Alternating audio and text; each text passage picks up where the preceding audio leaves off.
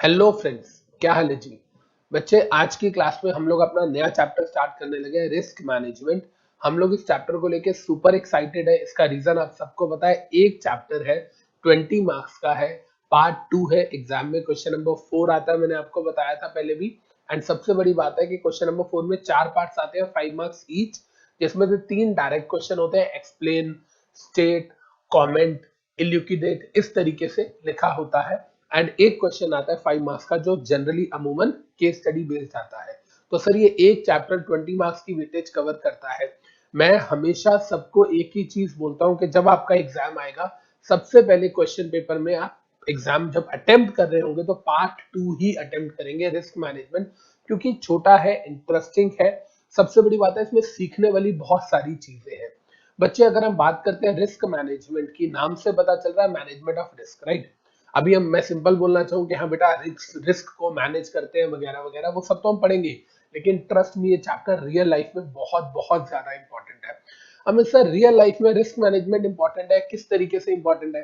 यार, अगर आप लोगों को सेबी लोडर रेगुलेशन याद हो, तो उसकी रेगुलेशन नंबर 21, 17 से 27, जो कॉर्पोरेट गवर्नेंस की होती है, उसके अंदर अगर आपको याद हो, तो जो रेगुलेशन नंबर 21 है, वो रिस्क मैनेजमेंट कमेटी की बात करती है। क्या हम सबको पता है रिस्क मैनेजमेंट कमेटी होती है जो रिस्क मैनेजमेंट पॉलिसीज बनाती है? हाँ सर, बिल्कुल पता है। तो कहने का मतलब क्या हुआ कि सेबी ने इसको मैंडेटरी कर रखा है फॉर टॉप कंपनीज। लेकिन एट द सेम टाइम अगर हम बात करते हैं, सर, अनलिस्टेड पब्लिक कंपनीज है या प्राइवेट कंपनीज है, उसमें तो ऐसी कोई मैंडेशन नहीं है, कोई मैंडेटरी प्रोविजन नहीं है, फिर भी वो सारी की सारी कंपनीज रिस्क मैनेजमेंट कमेटी भी बनाती हैं एंड रिस्क मैनेजमेंट पॉलिसी भी बनाती है। याद रखिएगा ये बात। और तो और, अगर रियलिटी ग्राउंड पे आऊं, तो मैंने बहुत सारी एलएलपीज की भी रिस्क मैनेजमेंट कमिटीज फॉर्म होते हुए देखी है और उनपे रिस्क मैनेजमेंट पॉलिसीज बनते हुए भी देखी है। क्योंकि आप एक चीज सोचो, risk is an inherent part of the business. मेरी बात सुनिएगा जो मैं बोल रहा हूँ, in my words, in my opinion, business without risk is a dream. क्या ये बात सही है? अगर आपको लगता है आप धंधा करोगे, आप बिजनेस करोगे और उसमें रिस्क नहीं होगा, तो ये आपकी गलत फहमी है। रिस्क फ्री बिजनेस होता ही नहीं है। रिस्क फ्री बिजनेस नाम की कोई टर्मिनोलॉजी नहीं होती। हाँ, risk can be mitigated, risk कम किया जा सकता है, risk can be reduce, risk can be, अगर हम बात करें तो shared, risk can be transferred, बड़ी सारी चीजें हो सकती हैं। आप रिस्क को अवॉइड कर सकते हो, रिस्क को ट्रांसफर कर सकते हो, रिस्क को शेयर कर सकते हो, रिस्क को अगर हम बात करें तो आप मिटिगेट कर सकते हो। बट आप सोचो कि रिस्क होएगा ही नहीं बिजनेस में, ऐसा हो ही नहीं सकता। Risk is always there. जहां बिजनेस है वहां रिस्क है। Business and risk are the different sides of the same coin, as simple as that. आज की क्लास में हम लोग क्या पढ़ेंगे? आज की क्लास में हमारा फोकस रहेगा मेन 3 क्वेश्चंस में। पहला क्वेश्चन, हम रिस्क क्या होता है, रिस्क का बिजनेस से क्या रिलेशन है। दूसरी चीज, कितने तरीके के रिस्क होते हैं, financial and non financial risk कितने तरीके के होते हैं। एंड थर्ड, रिस्क मैनेजमेंट कैसे होती है एंड रिस्क मैनेजमेंट का ऑब्जेक्टिव्स या बेनिफिट्स क्या होते हैं। इसके अलावा जब हम इस चैप्टर में नेक्स्ट क्लासेस में आगे बढ़ेंगे, तो हम इसमें रिस्क मैनेजमेंट का प्रोसेस पढ़ेंगे, बहुत बड़ा प्रोसेस है। रिस्क मिटिगेशन स्ट्रेटजीज पढ़ेंगे, ईआरएम पढ़ेंगे, एंटरप्राइज रिसोर्स मैनेजमेंट या एंटरप्राइज रिस्क मैनेजमेंट क्या होती है, जिससे हम लोग जो ईआरएम की अगर हम बात करते हैं, इसके अलावा हम रिस्क मैट्रिक्स की बात करते हैं। सारी की सारी चीजें हम बहुत डिटेल में नेक्स्ट क्लासेस में पढ़ने वाले हैं। सबसे बड़ी बात है कि ये टॉपिक बहुत इंपॉर्टेंट है रियल लाइफ में भी। वैसे अगर हम बात करते हैं तो रिस्क मैनेजमेंट पॉलिसीज जब बनाई जाती है, तो उसमें मेजोरिटारली अगर हम बात करें तो एक्चुरियल्स का रोल होता है, चार्टर्ड अकाउंटेंट्स का रोल होता है। लेकिन क्योंकि ये एक कमेटी होती है, रिस्क मैनेजमेंट कमेटी, और हर कमेटी के मिनट्स वगैरह बनाए जाते हैं, तो CS is also equivalent part of this meeting committees as well, right. Clear है बच्चे? तो विदाउट वेस्टेज ऑफ टाइम हम लोग अपना टॉपिक स्टार्ट करते हैं। रिस्क देखिए, रिस्क मैनेजमेंट 20 मार्क्स मैंने आपको बता दिया। सर, ये 20 मार्क्स है, ये बात मैंने आपको बता दिया। लिखना चाहो तो लिख सकते हो। क्वेश्चन नंबर 4 आता है हमारे एग्जाम में, एंड जो क्वेश्चन नंबर 4 है उसमें 4 पार्ट्स होते हैं, ABCD मैंने बता दिया। एक प्रैक्टिकल होता है, 3 थियरी होते हैं। अब देखिए, इंट्रोडक्शन टू रिस्क अगर हम बात करते हैं, एक चीज सुनिएगा। देखिए, मैंने यहाँ पर क्या बोला है, जो मैंने बताया ना अभी आपको, जो डिस्कस किया, जो कहानी बताई, वही सेम चीजें यहाँ लिखी है। देखिए, रिस्क मैनेजमेंट कमिटीज की अगर हम बात करते हैं, तो ये वर्ड हमारे लिए जाना पहचाना है, सुना हुआ वर्ड है, risk management committee. Listed companies के लिए सेबी लोडर रेगुलेशन में लिखा हुआ है रिस्क मैनेजमेंट कमिटीज के बारे में, बिल्कुल लिखा हुआ है। कहां लिखा हुआ है? रेगुलेशन नंबर 21 में लिखा हुआ है, राइट। लेकिन ये तो हो गया, लॉ बोलता है। रियलिटी की अगर बात करें, रियलिटी चेक देखिए, ये रियलिटी चेक है जो मैंने लिखा है। Unlisted public companies And private companies also constitute risk management committees as it is the dire need of today's business organization. ये बात समझ आ रही है? आज के टाइम में इतना ज्यादा रिस्क बढ़ता जा रहा है, कंपटीशन देखो, कभी कभी आपको कंपेटिटर का थ्रेट होता है, कभी कभी आपको नेचुरल डिजास्टर का थ्रेट होता है, आपको डर लगता है कि यार कोविड-19 वाला इशू आ गया, आपको कभी कभी गवर्नमेंट की पॉलिसीज का डर लगता है, यार गवर्नमेंट ने चाइना के प्रोडक्ट्स बैन कर दिए, या डीमोनेटाइजेशन आ गया था, बहुत ज्यादा फर्क पड़ा था, यार जीएसटी से बिजनेस पे बहुत ज्यादा फर्क पड़ा। तो कहने का मतलब, मोरल ऑफ द स्टोरीज, कभी कभी गवर्नमेंट लाइसेंस कैंसिल कर देती है। आप सोच के देखो ना यार, कई साल पहले गुजरात में लीकर बैन हो गया, जिस दिन लीकर बैन हुआ होगा, आप सोच के देखो जितने भी ठेके हैं वो सबके सब लोग अनएम्प्लॉयड हो गए होंगे। गवर्नमेंट ने टिकटॉक ऐप बैन कर दी, जितने भी टिकटॉकर्स हैं उनका क्या हाल हुआ होगा। तो कहने का मतलब क्या हुआ, गवर्नमेंट पॉलिसीज की वजह से कस्टमर का प्रेफरेंस या टेस्ट चेंज हो जाता है। नोकिया क्यों बर्बाद हुआ, ब्लैकबेरी क्यों बर्बाद हुआ, क्योंकि टाइम के साथ उन्होंने एंड्रॉइड को अडॉप्ट नहीं किया। तो कस्टमर का टेस्ट चेंज हो गया, कस्टमर की प्रेफरेंस चेंज हो गई, गवर्नमेंट की पॉलिसीज चेंज हो गई, नेचुरल डिजास्टर आ गया। ये सारे फैक्टर्स को आपको पहले से स्टडी करके रखना पड़ता है कि ऐसा कुछ हो सकता है, और अगर हुआ तो हम ऐसे रिएक्ट करेंगे, और अगर नहीं किया तो आप फेल हो जाओगे। जैसे कि कोडेक की बात करें, कोडेक के कैमरास याद करो, जब से डिजिटल कैमरास आए हैं तब से कैनन एंड निकॉन की बात आने लगी है, लेकिन इससे पहले अगर हम बात करें तो कैमरास, जब जब डिजिटल कैमरा नहीं होते थे तो कोडेक एंड फूजी फिल्म के कैमरास चला करते थे। तो ऐसा क्या हुआ कि वो अपने आप को अपग्रेड नहीं कर सके। तो मोरल ऑफ द स्टोरी जो मैं आपको कहना चाह रहा हूं बच्चे, कि जब हम रिस्क की बात करते हैं तो risk is an inherent part. ठीक है, लिस्टेड कंपनीज के लिए रेगुलेशन 21 में टॉप कंपनीज के लिए बोला गया, लेकिन रियलिटी ये है कि छोटी से छोटी कंपनी या छोटी से छोटी बिजनेस ऑर्गेनाइजेशन भी रिस्क मैनेजमेंट पॉलिसीज को फ्रेम करती है। क्लियर है ये बात हमें? देखिए मैंने यहाँ क्या लिखा, मैंने लिखा risk in the business word is inherent. लिखिएगा मतलब, I give you ample time, आपको पता है risk in the business word is inherent. Uncertainty तो प्रॉफिट में रहेगी ही रहेगी, आप सोच ही नहीं सकते कि कितना प्रॉफिट होने वाला है। और तो और अगर आपको पता हो तो बहुत सारी कंपनीज ऐसी हैं जो अपनी लॉस इन प्रॉफिट या लॉस ऑफ प्रॉफिट कह सकते हैं, उसकी भी इंश्योरेंस कराती है कि जी किसी रीजन की वजह से अगर हमें लॉस हो गया बिजनेस में, हमारे ये पिछले जैसे मान लो फॉर एग्जांपल कंपनीज प्रीमियम पे करते हैं इंश्योरेंस कंपनी को, अपने प्रॉफिट का जो लॉस होगा उसका भी इंश्योरेंस प्रीमियम पे होता है। अगर किसी रीजन से हमें लॉस हो गया तो पिछले 3 सालों में जो हमें प्रॉफिट था उसका एवरेज निकाला जाएगा, और एवरेज प्रॉफिट जो है, average net profit for last 3 years, वो हमें कंपनी पे करेगी, insurance company as a compensation. ऐसा भी होता है। तो इसका मतलब क्या है सर, इसका मतलब प्रॉफिट की भी इंश्योरेंस होती है? बिल्कुल होती है। तो इसका मतलब सर प्रॉफिट की इंश्योरेंस होती है, और इंश्योरेंस से हम हमेशा अपना रिस्क ट्रांसफर कर देते हैं। इसका मतलब हम प्रॉफिट शेयर, प्रॉफिट की अगर हम बात करें तो वो भी रिस्क बेस्ड है, इसीलिए हम प्रॉफिट को भी अपने ट्रांसफर कर सकते हैं, उसके रिस्क को भी। तो इंश्योरेंस कंपनी हमें प्रीमियम देना पड़ेगा, और उसके बाद अगर हमें इन एनी केस किसी अनजस्टिफाइड रीजन की वजह से लॉस हो जाता है तो हमें उसकी भरपाई इंश्योरेंस कंपनी से मिलेगी। हो सकता है आप में से बहुत सारे बच्चों ने ये बात पहली बार सुनी हो कि सर जो लॉस ऑफ प्रॉफिट होता है उसकी भी इंश्योरेंस होती है। बिल्कुल होती है। In the words of CS Amit Vora, business without risk is a dream. ये बात मैंने आपको बता दी। देखो एक चीज समझो, कभी आपने सुना होगा स्ट्रेस मैनेजमेंट, कभी एक वर्ड सुना है स्ट्रेस मैनेजमेंट। मैनेज को स्ट्रेस को मैनेज करना पड़ता है। अगर मैं सिंपल लैंग्वेज में बोलूं तो कोई भी ह्यूमन बिना स्ट्रेस के हो ही नहीं सकता। अगर कोई बोल रहा है ना मुझे स्ट्रेस नहीं है, वो झूठ बोल रहा है। यार आप सोच के देखो, एक छोटा सा बच्चा, उसको भी स्ट्रेस होता है। आप स्कूल में हो, आपको होमवर्क का स्ट्रेस है, आप किसी के साथ रिलेशनशिप में हो, उसका स्ट्रेस है, आपको मम्मी की तबीयत ठीक नहीं है उसका स्ट्रेस है, अपना करियर बनाना उसका स्ट्रेस है। अगर कोई इंसान ऐसा बोल रहा है कि मुझे तो स्ट्रेस होता ही नहीं है, वो झूठ बोल रहा है। वो मैनेज करता होगा स्ट्रेस को, वो योगा करता होगा, वो प्राणायाम करता होगा, वो एक्सरसाइज करता होगा, वर्कआउट करता होगा, मैनेज करता होगा, पर ये बोला मुझे तो स्ट्रेस ही नहीं होता, तो ये सरासर झूठ है।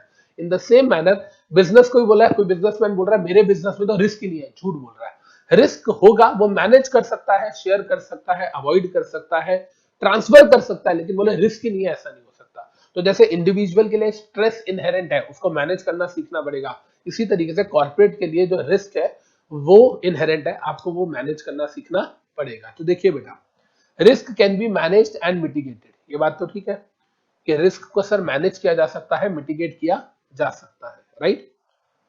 इंडिविजुअल की लाइफ कभी स्ट्रेस फ्री नहीं हो सकती, ये बात तो फॉर श्योर है। हाँ, स्ट्रेस की डिग्री अलग अलग हो सकती है, किसी की लाइफ में ज्यादा स्ट्रेस हो, किसी की कम हो, कोई खुद ही ज्यादा स्ट्रेस ले लेता है, कोई कम लेता है, वो एक अलग बात है, लेकिन स्ट्रेस फ्री लाइफ नहीं हो सकती, सिंपल सी बात है, राइट। हम सबको याद है सुशांत सिंह राजपूत ने सुसाइड की थी। अगर सुशांत सिंह राजपूत की हम बात करें तो बोलते हैं कि उनको बॉलीवुड में नेपोटिज्म की वजह से स्ट्रेस था, इसका मतलब क्या है कि वो ढंग से उस स्ट्रेस को मैनेज नहीं कर सके। देखिएगा बेटा ध्यान से, इंडिविजुअल जो है वो स्ट्रेस फ्री नहीं हो सकता, degree and nature of stress can be different. हो सकता है किसी की लाइफ में कम स्ट्रेस हो, किसी में ज्यादा हो सकता है, कोई दिक्कत नहीं है। कहते हैं जैसे आपकी लाइफ स्ट्रेस फ्री नहीं हो सकती, उसी तरीके से बिजनेस भी रिस्क फ्री नहीं हो सकता। हाँ, degree and nature of risk अलग अलग हो सकता है। आपका बड़ा बिजनेस है, बड़ा रिस्क है, आपने 1 करोड़ लगा रखा है, आपका 1 करोड़ का रिस्क है, मैंने 2 लाख लगा रखा है, मेरा 2 लाख का रिस्क है।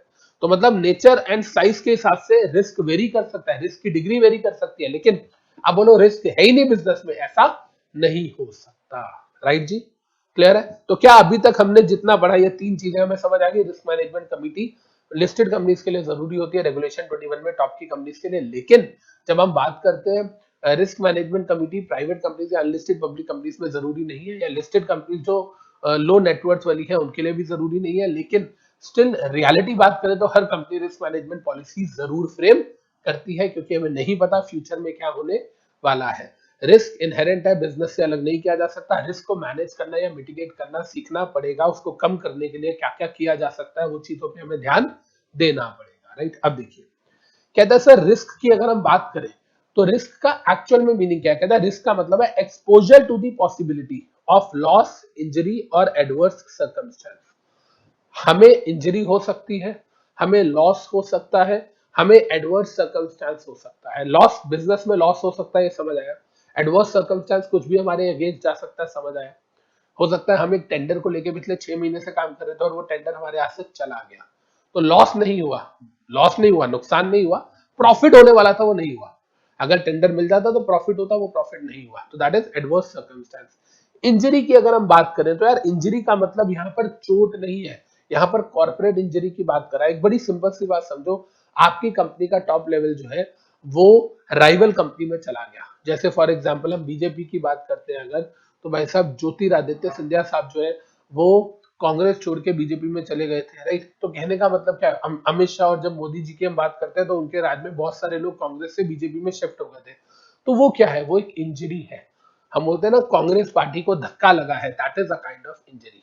वो लॉस नहीं है, वो एडवर्स सर्कमस्टेंस नहीं है, वो इंजरी है कि आपका कोई बहुत बड़ा पोटेंशियल कैलिब्रेट कोई टॉप लेवल का एग्जीक्यूटिव राइवल के पास चला जाता है, क्योंकि उसको आपकी कंपनी से शायद वो पैसे नहीं मिल रहे हैं, शायद वो रिस्पेक्ट नहीं मिल रही है, शायद वो डिग्निटी नहीं मिल रही है, या शायद सामने वाला कुछ ज्यादा ऑफर कर रहा है, जिसको हम बिजनेस मैनेजमेंट की टर्म में एम्प्लॉय रेडिंग बोलते हैं, कि सामने वाले ने आपका एम्प्लॉय पे रेड डाल दी, मतलब उसको छीन लिया आपसे। राइट बच्चे, तो देखिए यहाँ पर अच्छा रिस्क की अगर मैं और थोड़ा सा डिटेल में बात करना चाहूं तो सुनिएगा ध्यान से।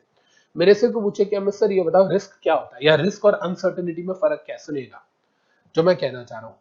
अगर हमको फ्यूचर इज अनसर्टेन, ये तो सबको पता है, फ्यूचर इज अनसर्टेन, ठीक है, लेकिन अगर अनसर्टेनिटी की हमें प्रोबेबिलिटी पता चल जाए, अगर अनसर्टेनिटी की प्रोबेबिलिटी पता चल जाए, दैट इज रिस्क। आप सोचो मैं क्या बोल रहा हूँ, मैंने एक कॉइन उछाला, जब मैंने एक कॉइन को उछाला तो उसके बाद बात करें तो क्या आएगा, हेड्स आएगा या टेल आएगा? अनसर्टेन है, अनसर्टेन है हेड आएगा या टेल आएगा, लेकिन 50% प्रोबेबिलिटी है शायद हेड आए, 50% है शायद टेल आए। तो what is this? This is 50% probability means 50% risk है।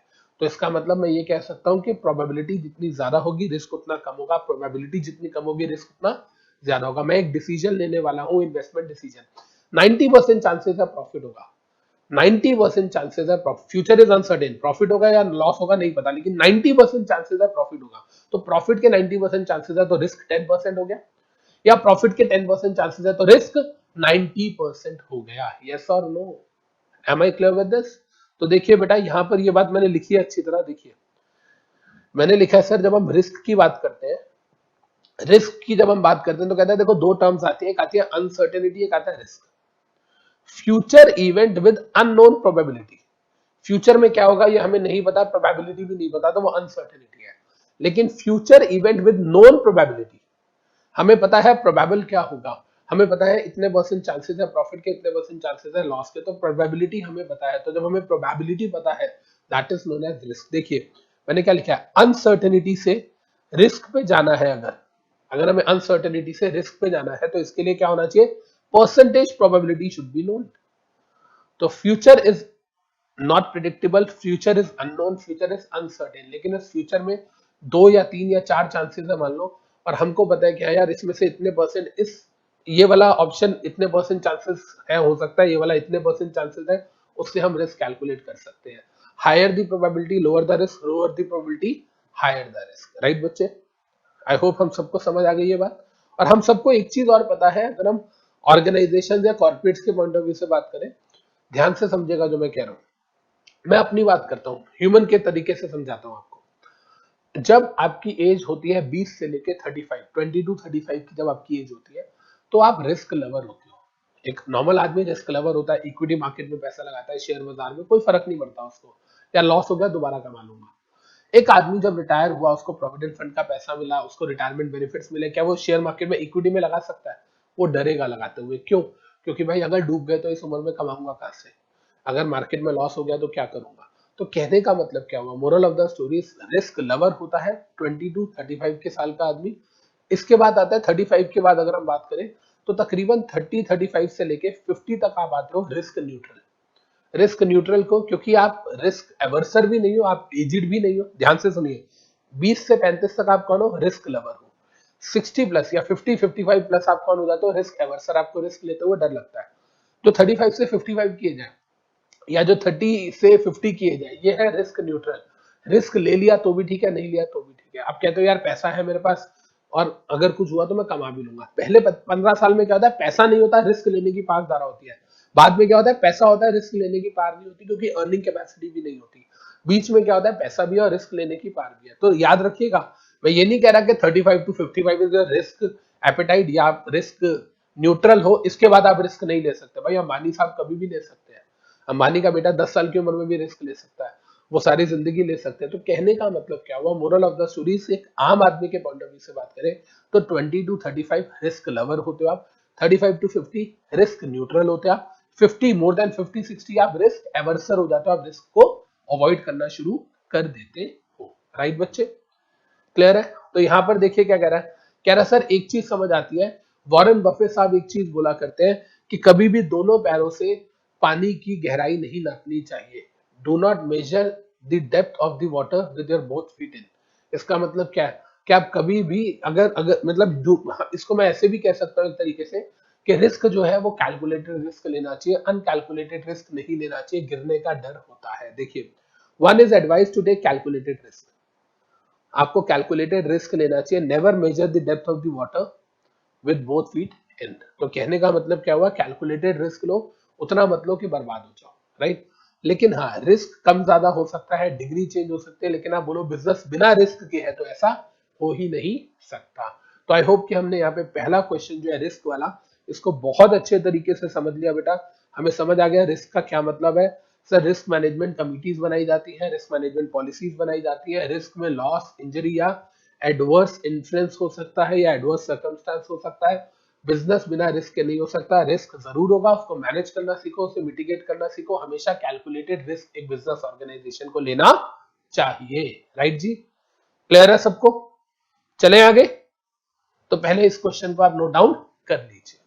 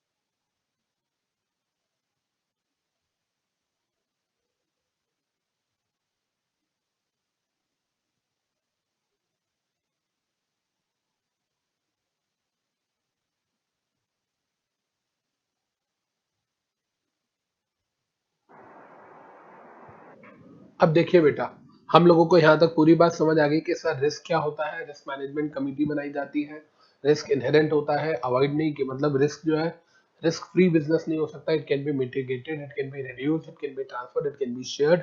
इन सब वर्ड्स का क्या मीनिंग है, ये सब मैं आपको डिटेल में पढ़ाऊंगा जब हम पढ़ेंगे रिस्क मैनेजमेंट स्ट्रैटेजीज के बारे में, राइट जी। चले आगे। अब देखिए, अब हम आते हैं अपने नेक्स्ट क्वेश्चन पे, टाइप्स ऑफ रिस्क। जब हम टाइप्स ऑफ रिस्क की बात करते हैं बेटा, बहुत तरीके के रिस्क होते हैं, but on the basis of finance दो तरीके के रिस्क होते हैं, financial and non financial risk. मेरी बात को सुनिएगा ध्यान से, financial and non financial risk. Sir financial risk नाम से पता चल रहा है जो हमें फाइनेंशियली एक ऑर्गेनाइजेशन को इम्पैक्ट करते हैं। नॉन फाइनेंशियल रिस्क की अगर हम बात करें तो ये फाइनेंशियली इम्पैक्ट नहीं करते, प्राइमरीली, सब्सिक्वेंटली जरूर करेंगे।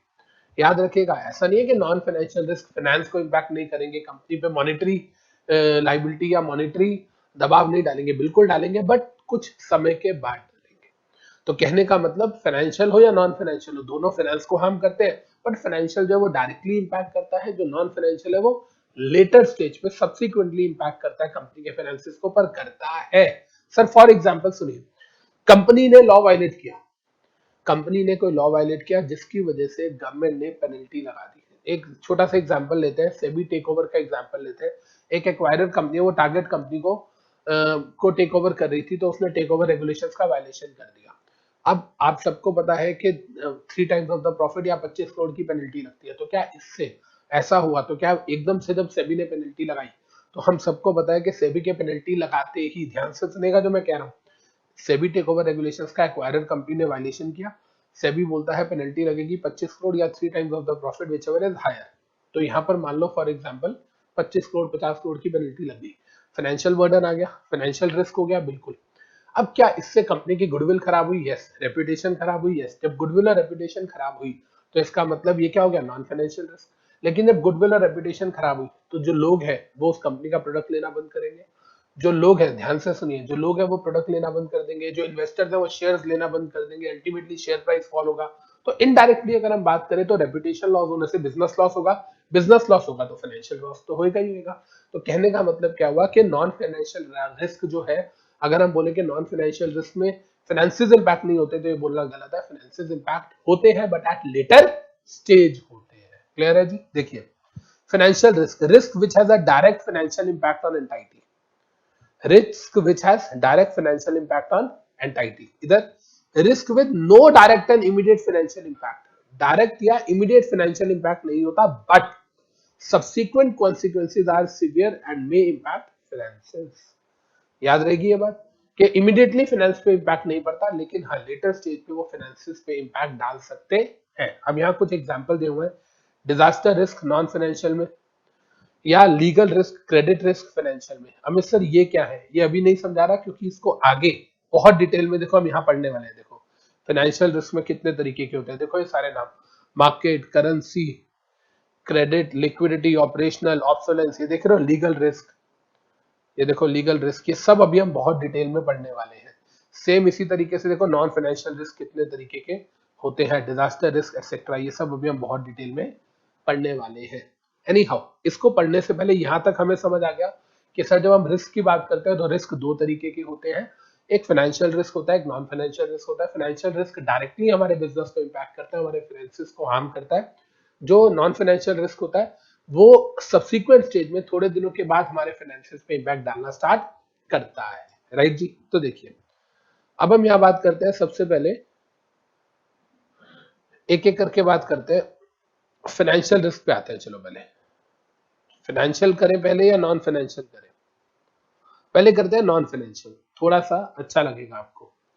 नॉन फाइनेंशियल रिस्क पे आते हैं पहले। देखिए नॉन फाइनेंशियल, क्योंकि मैं उस तरीके से पढ़ाने की कोशिश करूंगा जिससे जल्दी याद हो आपको, तो मुझे लगता है नॉन फाइनेंशियल रिस्क जो है वो पहले याद होंगे। अच्छा एक चीज समझिएगा, मैं टाइप ऑफ रिस्क पढ़ाने लगा हूं आपको, विच कैन बी फाइनेंशियल और नॉन फाइनेंशियल। अब मेरी बात सुनिए, इतने तरीके के रिस्क है, हो सकता है कि इसमें से आपकी ऑर्गेनाइजेशन में कुछ रिस्क लगते हो, जरूरी थोड़ी हर ऑर्गेनाइजेशन में हर तरीके का रिस्क लगता होगा। मान लो अमित वोरा क्लासेस की बात करते हैं या किसी नॉर्मल बिजनेस की बात करते हैं जिसका डोमेस्टिक ऑपरेशन है, इंटरनेशनल है ही नहीं, तो उसे फॉरेक्स या करेंसी प्राइस चेंज होने से कोई फर्क ही नहीं पड़ता, फॉरेन एक्सचेंज रेट से उसे कोई फर्क नहीं पड़ता, वो रिस्क उसके लिए है ही नहीं, क्योंकि वो उस पेरीफेरी में काम ही नहीं करता। तो कहने का मतलब क्या हुआ, आपकी ऑर्गेनाइजेशन में सारे रिस्क लगे ऐसा भी हो सकता है, कुछ रिस्क आप पे एप्लीकेबल हो ऐसा भी हो सकता है, इनमें से कोई रिस्क ना हो, कोई और अलग तरीके का रिस्क हो ऐसा भी हो सकता है। तो देखिए, कंपनी में हैव ऑल, नन और few of the risk from these following. मैं कह रहा हूं, मैं ऐसे नहीं कह रहा कि कोई ऑर्गेनाइजेशन पे कोई रिस्क हो ही नहीं सकता यार, कोई नए तरीके का रिस्क हो सकता है,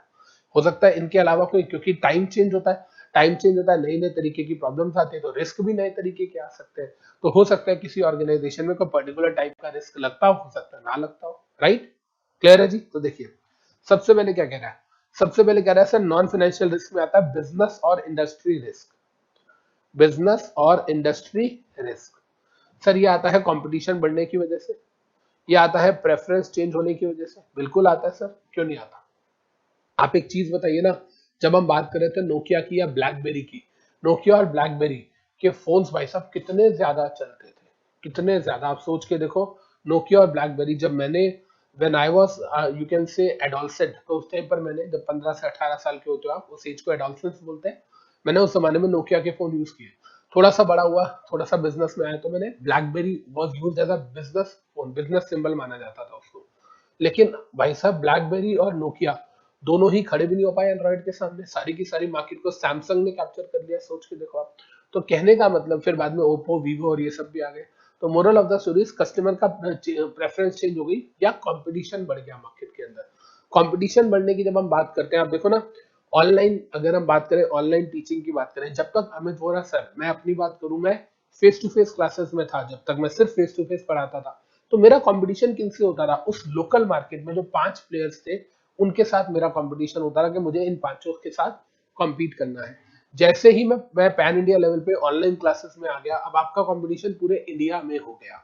कोई टीचर कोलकाता में पढ़ा रहा है, कोई पुणे में पढ़ा रहा है, कोई जयपुर में पढ़ा रहा है, कोई बैंगलोर में पढ़ा रहा है, कोई दिल्ली में पढ़ा रहा है, सबके साथ मुझे कॉम्पीट करना पड़ेगा। तो अल्टीमेटली कंपटीशन बढ़ गया, तो ये हो गया बिजनेस रिस्क या इंडस्ट्रियल रिस्क। कस्टमर की प्रेफरेंस चेंज होने लगी है। पहले कस्टमर फेस टू फेस आता था, अब उसको लगता है कि नहीं यार, मुझे फेस टू फेस क्लासेस में नहीं आना, मुझे घर पे बैठ के ही ऑनलाइन पढ़ना है, जब मेरा दिल करेगा मैं तब पढ़ूंगा। पहले होता था लोग जॉब छोड़ देते थे अपनी कोचिंग क्लासेस के लिए, अब लोग जॉब के साथ कोचिंग क्लासेस ले सकते हैं पेन ड्राइव मोड पे, गूगल ड्राइव मोड पे। तो कहने का मतलब, बिजनेस और इंडस्ट्रियल रिस्क जो अपने आप को इसके हिसाब से चेंज नहीं करेगा। ऐसे बहुत सारे टीचर थे जिनको मैं जानता हूँ, जो फेस टू फेस में अच्छा पढ़ाते थे, ऑनलाइन में आ ही नहीं पाए, कैमरा का फोबिया रहा उन्हें, वो लोग अपने आप को उस तरीके से अडेप्ट ही नहीं कर सके, अडेप्टेबिलिटी नहीं ला पाए, and ultimately they are out of the market, they are nowhere now at present scenario. तो कहने का मतलब what is that, that is business और इंडस्ट्रियल रिस्क। अब देखिए, कहता सर कई बार ना स्ट्रैटेजिक रिस्क होता है, कई बार स्ट्रैटेजिक रिस्क होता है, आप पुअर डिसीजंस ले लेते हो, बिजनेस डिसीजंस, या तो आपने स्ट्रैटेजी बनाई नहीं, या पुअर स्ट्रैटेजी बनाई जिसकी वजह से आपको प्रेजेंटली कुछ नहीं होता, फ्यूचर में जाके बहुत भारी नुकसान भरना पड़ता है। जैसे for example, Nokia was the first company जिसको गूगल ने एंड्रॉइड ऑफर किया था। एंड्रॉइड आपको पता है फ्री ऑफ कॉस्ट सॉफ्टवेयर है, एंड्रॉइड को कोई पैसे नहीं लिए थे गूगल ने, पूरी दुनिया की कंपनीज को बोला था कि आप लोग एंड्रॉइड यूज करो। सबसे पहला ऑफर नोकिया के पास गया था, नोकिया ने कहा था नहीं, हमें आपके किसी भी नए ऑपरेटिंग सिस्टम की जरूरत नहीं है। तो वो rejection was the biggest strategic pitfall in Nokia. Nokia ने वो स्ट्रैटेजिक रिस्क जो है वो नहीं, उसको एनालाइज ही नहीं कर पाई, उसको समझ ही नहीं थी कि कितना बड़ा थ्रेट हो सकता है एंड्रॉइड उसके लिए। हम हमेशा स्वॉट एनालिसिस की बात करते हैं, strength, weakness, opportunities and threat की बात करते हैं, लेकिन सोच के देखो नोकिया और ब्लैकबेरी को एंड्रॉइड थ्रेट लगा ही नहीं। सबसे बड़ा ड्रॉबैक यही कॉडेक के साथ हुआ था। कॉडेक जो ना वो फूजी फिल्म के साथ लड़ती रही, उन्हें पता भी नहीं चला कि उनका रियल कॉम्पिटिटर फूजी फिल्म नहीं है, निकॉन और कैनन है।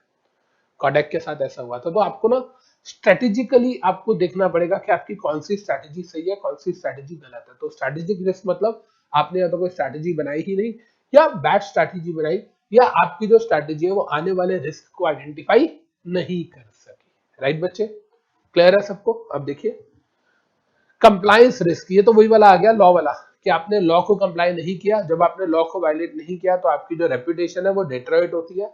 रेपुटेशन, आप एक चीज सोच के देखो ना, एक ऑर्गेनाइजेशन है वो लेबर लॉस को वायलेट करती है, इसका मतलब क्या है कि लेबर को वो बेनिफिट्स नहीं देती होगी जो बनते हैं। अल्टीमेटली क्या होगा, लेबर का ध्यान नहीं रखोगे, एम्प्लॉय आपके साथ काम ही नहीं करना चाहेंगे, आपकी जो ऑर्गेनाइजेशन है वो ट्रेनिंग इंस्टीट्यूट बन के रह जाएगी। आप कंज्यूमर लॉस फॉलो नहीं कर रहे हो, आप कंज्यूमर को जो प्रोडक्ट्स में जो प्रिजर्वेटिव डाल रहे हो वो अनऑथराइज है, गवर्नमेंट ने परमिटेड ही नहीं किया, वो नॉन परमिटेड या बैंड है। तो कहने का मतलब कहीं ना कहीं आप लॉ वायलेट करोगे तो उससे आपकी रेपुटेशन पे फर्क पड़ेगा। रेपुटेशन पे फर्क पड़ गया तो बिजनेस पे तो आएगा ही आएगा। रेपुटेशन यार, आप एक चीज सोच के देखो ना, जब बॉलीवुड के अंदर मी टू मूवमेंट आई, जब बॉलीवुड में मी टू मूवमेंट आई, आलोकनाथ सर है, आलोकनाथ सर पे लोगों ने बैन लगाया, उसके अलावा साजिद खान पे बैन लगाया। तो कहने का मतलब क्या हुआ, मैं जो कहना चाह रहा हूँ सुनिए, मैं ये कहना चाह रहा हूँ कि जब एक बार आपकी रेपुटेशन खराब हो जाती है तो लोग आपके साथ काम करना नहीं चाहते, people stop working with you, they don't want to work with you. तो अगर एक इंडिविजुअल की रेपुटेशन खराब होती है तो लोग उसके साथ काम नहीं करते, उसको हायर नहीं करते, उसकी गुड्स एंड सर्विसेज नहीं लेते। Same is the case with corporate as well, corporate की गुडविल जहां खराब हुई तो लोग उसके साथ काम करना पसंद नहीं करते। फ्रॉड रिस्क होता है, बिल्कुल होता है सर। कई बार ऐसे होते हैं कि जो फ्रॉड है वो सिस्टम, वो पहले नहीं पता चलते, बाद में पता चलते हैं। कई बार ऐसा, अगर हम कॉर्पोरेट फ्रॉड्स की बात करें तो ऐसे बहुत सारे स्कैम्स हैं जो होने के 4-4 5-5 6-6 सालों के बाद सामने आए हैं। तो ये भी एक बहुत बड़ा रिस्क होता है कॉर्पोरेट को, कि कॉर्पोरेट को 2000, मान लो एक छोटा सा एग्जांपल लेते हैं, मान लो फॉर एग्जांपल कॉर्पोरेट को आज पता चला कि हमारी कंपनी में ये बंदे ने फ्रॉड किया था आज से 5 साल पहले। अब उस बंदे ने जब फ्रॉड किया था उसको, वो नौकरी छोड़ के भी जा चुका है, 3 साल हो चुके हैं। अब उसे कहाँ ट्रेस करे, कैसे उस पर एक्शन ले, तो ये सारे रिस्क भी होते हैं। तो देखिए, अब्यूज ऑफ सिस्टम में नॉट बी डिटेक्टेड इमीडिएटली, किसी ने भी सिस्टम को अब्यूज किया है, सिस्टम का फायदा उठाया है, फ्रॉड किया है, तो शायद आपको इमीडिएटली पता ना चल सके, राइट। ये भी एक रिस्क होता है, बहुत सालों के बाद पता चलता है। मैं अगर अपनी बात करूं तो मेरे साथ 2011, 11 12 13 3 साल फ्रॉड हुआ था मेरे साथ। 3 अलग अलग ट्रांजेक्शन हुई थी, 5 लाख 5 लाख 4 लाख, 14 लाख रुपए का लॉस हुआ था, जो मुझे पता ही नहीं चला 10 सालों तक, 8 9 सालों तक। तो 2011 12 13 में लॉस हुआ था, मुझे 8 9 सालों तक पता ही नहीं था। तो कहने का मतलब क्या हुआ, बहुत सारे फ्रॉड ऐसे हैं जो बहुत सालों के बाद आपके सामने आते हैं, right. Reputation risk, reputation risk की अगर हम बात करें तो इससे अल्टीमेटली हमारा जो बिजनेस है वो हैम्पर होगा ही होगा। देखो ना, ओयो रूम्स के साथ 2019 में बहुत बड़ी प्रॉब्लम हुई थी। 2019 में अगर हम बात करें, देखो ओयो रूम्स जो है वो 2014 में आया, बहुत अच्छा फ्लरिश हुआ। रितेश अग्रवाल का जो ब्रांड, बहुत यंग लड़का, बहुत एनर्जेटिक लड़का, उसने बहुत अच्छे लेवल पे ओयो को लेके गया। 35,000 करोड़ का टर्नओवर था उस कंपनी का, उस कंपनी की वैल्यूएशन बहुत अच्छी हुई, बहुत सारे देशों में उसने काम किया। लेकिन अल्टीमेटली 2019 और 2020 का जो टाइम था वो उसके लिए अच्छा नहीं रहा। 2020 में वैसे भी कोविड की वजह से इंडस्ट्री डूबी, 2019 में उनकी रेपुटेशन खराब हो गई। ऐसा होने लगा कि यार, हम जो रूम देखते हैं वो वाला रूम वहां होता नहीं है, और वो वाला रूम हमें नहीं मिलता, तो हमें दूसरा रूम, मतलब हमें जो रूम मिलता है उसमें जो फोटो दिखाई जाती है और जो मिलता है वो अलग अलग होता है। दिखाया जाता है लेक व्यू मिलेगा, लेक व्यू नहीं मिलता।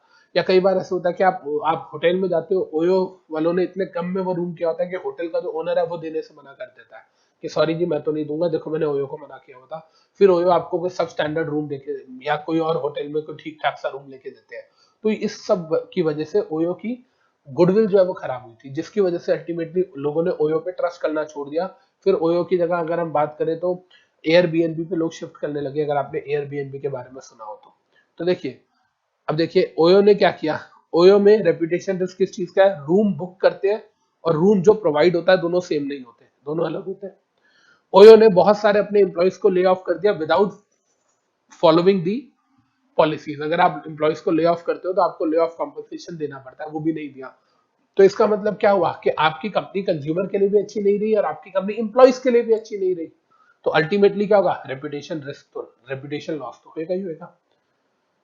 कई बार कहता है सर, अब यहां तक हमें समझ आ गया, हमने पढ़ लिया बिजनेस और industrial strategic compliance fraud and reputation. अब देखिए यहां पर कह रहा है सर डिजास्टर रिस्क। अब जब डिजास्टर रिस्क की बात करते हैं, अब कल ही मेरी एक स्टूडेंट है अंजलि, अंजलि से मेरी कल बात हो रही थी, केरला से है वो। कहती सर आपको याद है कुछ साल पहले केरला में कितना खतरनाक फ्लड आया था। बिल्कुल। उससे कुछ साल पहले कहाँ आया था, उड़ीसा में आया था। उससे कुछ साल पहले कहाँ आया था सर, उत्तराखंड के अंदर आया था, केदारनाथ वगैरह के पास, जिसमें मूवी भी बनी थी केदारनाथ। इसका मतलब क्या हुआ कि फ्लड्स वगैरह आते रहते हैं। ये तो हो गया डिजास्टर, डिजास्टर रिस्क के साथ फ्लड वगैरह आए, नेचुरल प्रॉब्लम आई, कोविड 19 आया। तो ये सब नेचुरल डिजास्टर्स है, लेकिन कुछ मैन मेड डिजास्टर्स भी होते हैं। मुझे आज भी याद है जाट आंदोलन हुआ था, जो जाट आंदोलन हुआ था उसने बहुत ज्यादा हैम्पर किया था दिल्ली हरियाणा अम्बाला पंजाब तक का बिजनेस। वहां पर एक अम्यूजमेंट पार्क है, अपूघर टाइप अम्यूजमेंट पार्क, झूलों वाला, इमेजिका टाइप, जिसका नाम है जुरासिक पार्क। उसका बिजनेस बहुत इम्पैक्ट हुआ, 34 करोड़ रुपए का लॉस हुआ उसको। वो बात और है कि वो सब तोड़फोड़ में गया, बाद में इंश्योरेंस कंपनी ने उसको कॉम्पनसेशन दिया। उस बेचारे का सोचो क्या हाल हुआ होगा। जुरासिक पार्क के साथ उसके साथ 2016-17 में ये हादसा हुआ, उसके बाद उसको 1 साल लग गया उसको बनाने में, फिर थोड़ा टाइम उसने बिजनेस किया, फिर कोविड-19 की मार पड़ गई। तो कहने का मतलब क्या हुआ, मैन मेड, जैसे मैंने लिखा जाट आंदोलन, नेचुरल फ्लड्स आते हैं, कोविड-19 आता है, तो ऐसी बहुत सारी चीजें हैं। मैं तो कोविड-19 को भी कई लोग नेचुरल बोलते हैं, कई लोग मैन मेड बोलते हैं, जो भी है, मैन मेड वायरस था या नेचुरल वायरस था या एनिमल से आया था, what ever it is, but कहने का मतलब है कि डिजास्टर रिस्क होते हैं। और एक चीज मैं आपको और बता दूं, मैंने कई बार आपको बोला कि कुछ रिस्क होते हैं जो आप अवॉइड कर सकते हो, कुछ रिस्क होते हैं जो आप ट्रांसफर कर सकते हो, कुछ रिस्क होते हैं जो आप शेयर कर सकते हो, लेकिन याद रखिएगा कुछ रिस्क ऐसे होते हैं जो आप किसी को नहीं दे सकते, वो आपको ही रिटेन करने पड़ेंगे। There are many of the risk, बहुत सारे तरीके के रिस्क हैं जो आपको खुद ही रिटेन करने पड़ेंगे। फॉर एग्जाम्पल, वॉर की बात करते हैं, आपको पता है हर इंश्योरेंस कंपनी इंश्योरेंस करती है आपकी बिल्डिंग्स वगैरह की, सबकी, पर उसमें वॉर कवर नहीं होता। अब सोच के देखो, अमेरिका ने कल को मान लो फॉर एग्जाम्पल बॉम्ब फेंक दिया इंडिया पे या किसी और कंट्री ने फेंक दिया, और पता चला कि भाई साहब वॉर हो गया, और बीच में उन्होंने बहुत सारे बॉम्ब फेंके जिससे पूरी की पूरे शहर ही खत्म हो गए, इंश्योरेंस कंपनी कहाँ से भरेगी इतना पैसा। तो वॉर जो है उसका रिस्क आप कभी भी शेयर या ट्रांसफर नहीं कर सकते, वो तो आपके साथ ही रिटेन रहेगा, आपको ही वो बेयर करना पड़ेगा। तो ऐसे बहुत सारे रिस्क होते हैं जो आप किसी और पे डाल नहीं सकते हो, and those are inherent and those have to be retained with the organization only. आगे देखिए, कहता है ट्रांजैक्शन रिस्क। ट्रांजैक्शन रिस्क का बड़ा सिंपल सी चीज है, एक छोटा सा एग्जांपल देता हूँ। ट्रांजैक्शन रिस्क, हमारी कंपनी ने कोई रॉ मटेरियल खरीदा 10 करोड़ का, 10 करोड़ का रॉ मटेरियल खरीद रहा, वो खराब निकला। खराब निकला तो हमने सेलर को बोला, सेलर कहता नहीं जी ठीक है, जब रिसीव किया गया था तो आपका जो क्वालिटी ऑफिसर था, देखो उसने स्टैंप लगा के दिया साइन करके। अब उसने भगवान जाने बिना चेक करे क्यों दे दिया, लेकिन उसकी एक बेवकूफी की वजह से हम 10 करोड़ रुपए के माल के नीचे आ गए। अब हम फंसे बड़े, हम करें क्या उसका। तो what is this, this is a kind of transaction risk. देखिए, inadequacy of internal control system, हमारा इंटरनल कंट्रोल सिस्टम, हमारा इंटरनल चेक सिस्टम अच्छा ही नहीं हुआ, विदाउट क्वालिटी चेक आपने गुड्स रिसीव कर लिए, this is an example of transaction risk. Clear है बेटा? आई होप हम लोगों को ये समझ आया। इसके अलावा कहता है रेगुलेटरी रिस्क। रेगुलेटरी रिस्क का क्या मतलब है, कहता है सर देखो, ऐसी बहुत सारी कंपनीज है जो दवाइयां बनाती है, फार्मास्यूटिकल की कंपनीज है, उसमें कोई पर्टिकुलर सॉल्ट डलता है या उसमें कोई पर्टिकुलर कोई यू कैन से सब्सटेंस डलता है जिसको गवर्नमेंट ने बैन कर दिया, तो सॉल्ट बैन कर दिया, उस वजह से वो दवाइयों वाली कंपनी वो दवाई वो मेडिसिन नहीं बना पा रही। प्रिजर्वेटिव्स डलते हैं कुछ खाने में, वो बैन कर दिए, जिसकी वजह से कंपनी जो है वो लेज, या अगर आप प्रिजर्वेटिव्स की बात करें तो आपको याद होगा मैगी की कहानी, के मैगी बैन हो गई थी बीच में, और उसके अंदर लीड होती है वगैरह वगैरह, याद है। टिकटॉक बैन हो गया, जिसकी वजह से जो टिकटॉक करते हैं वो बेचारे बर्बाद हो गए। तो कहने का मतलब क्या हुआ, गवर्नमेंट अपनी पॉलिसीज चेंज कर रही है, जो रेगुलेटर है वो अपनी पॉलिसीज चेंज कर रहा है, वो कोई सॉल्ट चेंज कर बैन कर रहे हैं, कोई ऐप बैन कर रहे हैं, कोई प्रोडक्ट, इन शॉर्ट आपके बिजनेस के लिए जो प्रोडक्ट या सर्विस चाहिए उसको बैन कर दिया, तो आपका बिजनेस हो ही नहीं सकता, या आपका वो वाला प्रोडक्ट जो है वो आपको डिसकंटिन्यू ही करना पड़ेगा। राइट बच्चे? टेक्नोलॉजिकल रिस्क की जब हम बात करते हैं, तो टेक्नोलॉजिकल रिस्क की अगर हम बात करते हैं, तो देखिए कहता है सर डाटा के साथ छेड़छाड़ हो जाती है, डाटा के साथ हैकिंग हो जाती है, कई बार डाटा, देखो टेक्नोलॉजिकल रिस्क को ना हमारे मॉड्यूल में डाटा से रिलेटेड दिया गया है।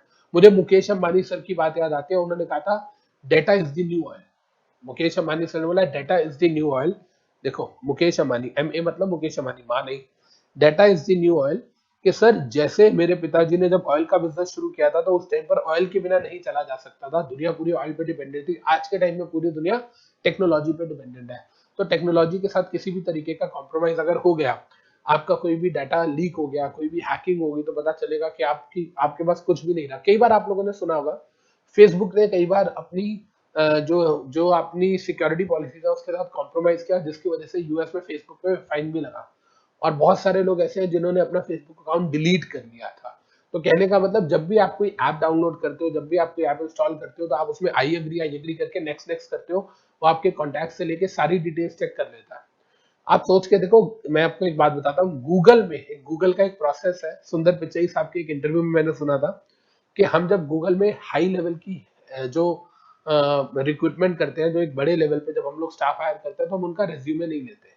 रीजन कहता है, हमारे पास उनका गूगल का सारा डाटा होता है, हमें पता होता है कि वो कौन सी ऐप पे कितना टाइम बिताते हैं, हमें उनका पूरा का पूरा ह्यूमन नेचर पता चल जाता है, हम लोग वहां से डाटा निकालते हैं। तो सोच के देखो, क्या गूगल को सब कुछ पता है, आप क्या देख रहे हो, कितनी देर आपने क्या देखा, कौन सी साइट खोली, यस। और अगर ये सब चीजें शेयर हो जाए तो क्या होगा, that is technological risk. Clear है बच्चे? समझ आती है कहानी? आई होप हम सबको यहाँ पर बहुत अच्छे तरीके से नॉन फाइनेंशियल रिस्क समझ आ गए होंगे। मैं दोबारा से एक बार बता देता हूँ। बिजनेस और इंडस्ट्रियल रिस्क, प्रेफरेंस चेंज हुई, कंपटीशन बढ़ गया। Strategic risk, Nokia and blackberry, लिख सकते हो आप एग्जांपल्स। कंप्लायंस रिस्क, आपने लॉ कंप्लाई नहीं किया, रेपुटेशन डाउन हुई। फ्रॉड रिस्क, बाद में पता चला फ्रॉड मेरे साथ हुआ था, मुझे कई सालों के बाद पता चला था। रेपुटेशन रिस्क, ओयो के साथ हुआ, कोई भी काम आपने किया जिससे रेपुटेशन डाउन हो गई। यहाँ तक कि जब रतन टाटा और साइरस मिस्त्री का झगड़ा हुआ था, चेयरमैनशिप से हटा दिया गया था साइरस मिस्त्री को टाटा सन्स की चेयरमैनशिप से, उस टाइम पर भी बहुत ज्यादा रेपुटेशन डाउन हुई थी और टाटा का शेयर फॉल हुआ था। ट्रांजैक्शन रिस्क, हमारे पास इंटरनल कंट्रोल सिस्टम एडिक्वेट नहीं था, हमारे एम्प्लॉय की गलती थी जिसकी वजह से उसने गलत माल ले लिया, ट्रांजैक्शन में लॉस हुआ। Disaster risk, it can be natural और मैन मेड। रेगुलेटरी रिस्क, जो प्रोडक्ट आपको चाहिए गवर्नमेंट ने उसे बैन कर दिया। टेक्नोलॉजिकल रिस्क, टेक्नोलॉजी में डाटा वगैरह जो है वो कॉम्प्रोमाइज हो जाता है जिसकी वजह से कस्टमर बेस जो है आपका टूट जाता है, कस्टमर आप पे ट्रस्ट नहीं करते हैं। राइट जी? क्लियर है सबको? तो प्लीज एक बार इसको भी नोट डाउन कर लीजिए। यहाँ टाइप ऑफ रिस्क, इसको नोट डाउन कर लीजिए। अभी हम फाइनेंशियल रिस्क इसके बाद पढ़ेंगे।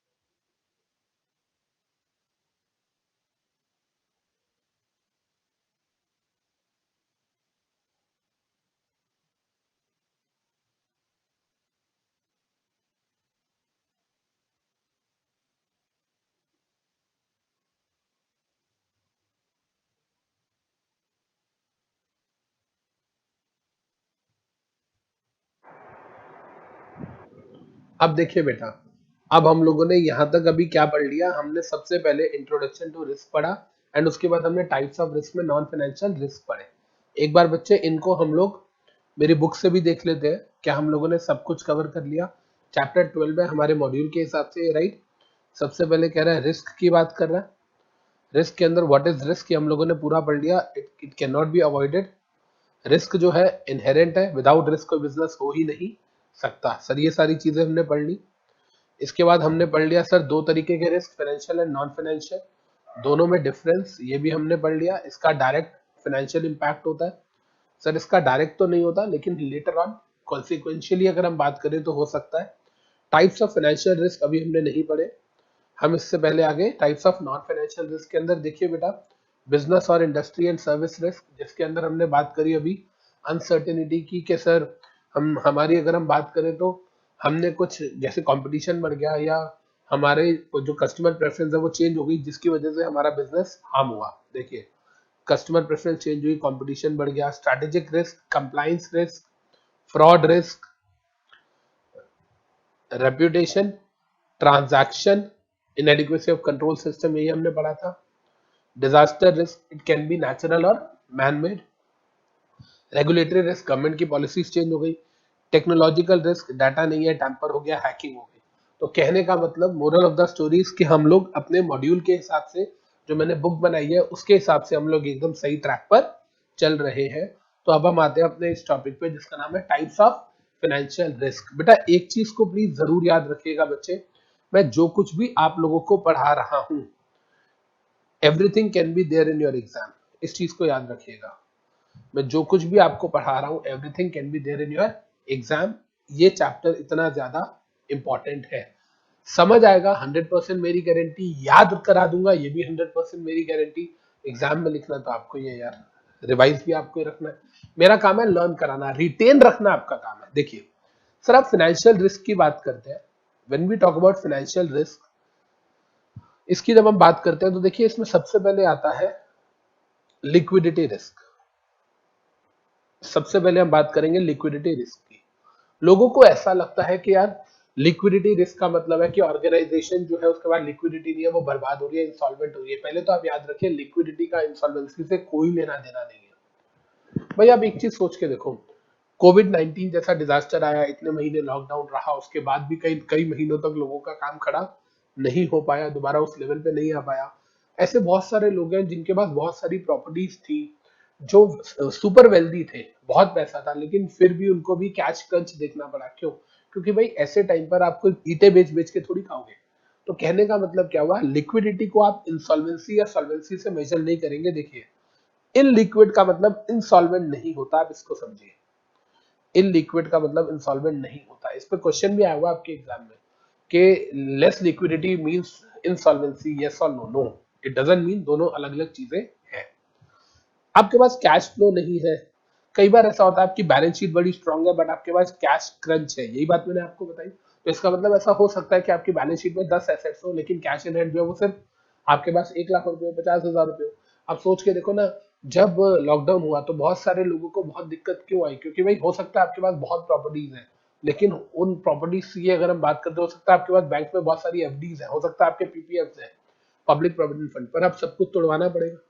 तो कैश इन हैंड आजकल रखता ही कौन है? कैश एट बैंक भी लोग बहुत ज्यादा नहीं रखते due to electronic frauds and all that. तो ज्यादातर लोग क्या करते हैं, एफडीज में पैसा रखते हैं, गोल्ड की फॉर्म में रखते हैं, वेल्थ की फॉर्म में रखते हैं।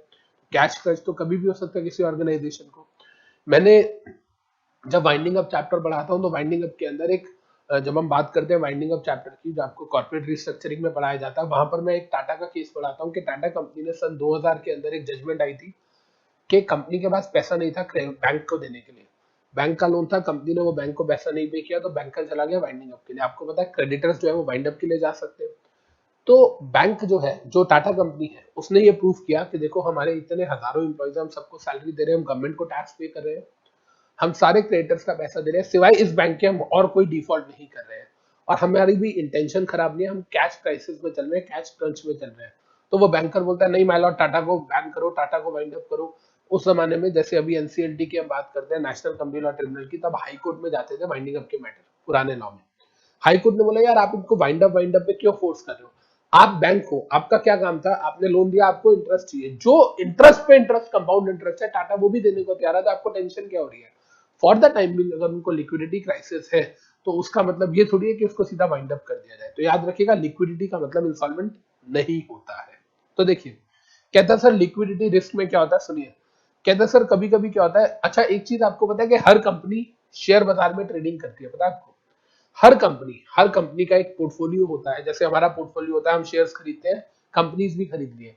और ज्यादातर तो ऐसा होता है, एक कंपनी अपने राइवल कंपनी के शेयर जरूर खरीदती है, पता नहीं कब उसे टेक ओवर करना पड़ जाए।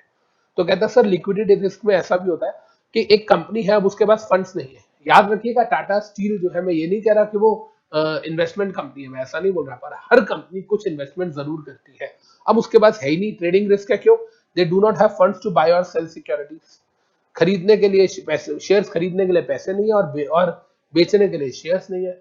मतलब अगर लिक्विडिटी होती तो हम शेयर्स और खरीद लेते, या लिक्विडिटी नहीं है, शेयर्स बेच के लिक्विडिटी ले ले, लेकिन शेयर्स भी हाथ में नहीं है, जो शेयर्स थे वो पिछले साल ही बेच के लिक्विडिटी में कन्वर्ट कर दिए थे। तो कहने का मतलब क्या हुआ, कैश प्राइसेस इतना ज्यादा है, हाथ में कैश नहीं है शेयर्स खरीदने के लिए, और हाथ में शेयर्स नहीं है कैश में कन्वर्ट करने के लिए।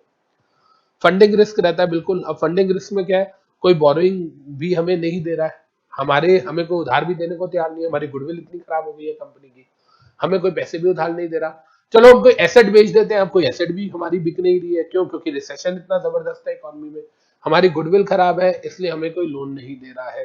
एंड दूसरी बात कि हमारी एसेट बिक नहीं रही है, क्योंकि मार्केट में कोई कस्टमर ही नहीं है। शेयर्स हमारे पास है नहीं जो हम बेच के पैसे वसूल कर सकते, जो बेच के हमने किसी और कंपनी के शेयर्स लिए होते कि हम उससे कैश में कन्वर्ट कर पाते। तो कहने का मतलब क्या हुआ, ना एसेट सेल हो रही है, ना शेयर सेल हो रहे हैं, ना कंपनी के पास कोई और तरीका है बोरिंग वगैरह करने का, ना पब्लिक इशू ला पा रही है, इस टाइम पे इकोनॉमिक स्लो डाउन चल रहा है, तो कंपनी कहां से बेचारी लिक्विडिटी को बियर करे? तो this kind of situation is known as liquidity risk. और ये इसमें सब में एग्जांपल में क्या रहा है, पैसा। पैसा नहीं है, शेयर्स बेच के पैसे नहीं आ रहे, प्रॉपर्टी बेच के नहीं आ रहे, बोरिंग से पैसे नहीं आ रहे, तो पैसे मतलब फाइनेंशियल रिस्क। तो liquidity risk is one of the major risk of finances. Credit risk की जब हम बात करते हैं, तो हम सबको पता है, when we talk about credit risk, तो हम सबको पता है कि सर कई बार ऐसा होता है कि कंपनी जो है वो उधार पे माल देती है और उनको फिर पैसा नहीं मिलता है वापस, राइट? अगर हम बात करें तो स्पेशली बैंकिंग कंपनीज में रिस्क कितना ज्यादा होता है, सोच के देखो ना। बैंकिंग कंपनीज में सर एनपीएस होती है, नॉन परफॉर्मिंग एसेट्स। हर बार एनपीएस जितनी ज्यादा होती है बैंकिंग कंपनी के लिए प्रॉब्लम उतनी ज्यादा हो जाती है। हर साल न्यूज आ जाती है कि गवर्नमेंट ने इतने सरकारी बैंकों का इतने का कर्जा माफ कर दिया, या इस सरकारी बैंक ने इतने लोगों का कर्जा माफ कर दिया। ऐसा क्यों आता है? क्योंकि वो क्रेडिट रिस्क है। तो देखिए, bad debts, probability of default. अब आप देखो ना, एक चीज समझो, जब ऐसा हुआ कि कोविड 19 की वजह से इतने महीने तक लॉकडाउन रहा, उसके बाद भी इकोनॉमी जो है वो नहीं, स्लगिश इकोनॉमी हो गई, वो कभी बढ़ी नहीं पाई। क्या इस सारी चीजों की वजह से एनपीएस नहीं बढ़े? बिल्कुल बढ़े। जो अगर हम बात करें, जो रघुराजन साहब है, इन्होंने पहले बोल दिया था कि जो जो हमारे पास्ट गवर्नर रहे थे आरबीआई के, इन्होंने बोल दिया था कि जो एनपीएस है वो बहुत ज्यादा बढ़ेगी आफ्टर कोविड 19। और तो और अगर हम बात करते हैं, तो जब 2008 में इकोनॉमिक स्लोडाउन हुआ था, तो भी बहुत ज्यादा बढ़ी थी एनपीएस। और तो और सन 2000 के अंदर जब प्रॉपर्टी बहुत ज्यादा प्राइस बढ़ गया था प्रॉपर्टी का, एक यू कैन से के अनएक्सपेक्टेडली जो प्रॉपर्टी का प्राइस है वो 2 साल में 4 गुना हो गया था। हालांकि that was a good sign, inflation हो रही थी, लेकिन फिर भी एनपीएस बहुत ज्यादा बढ़ गए थे।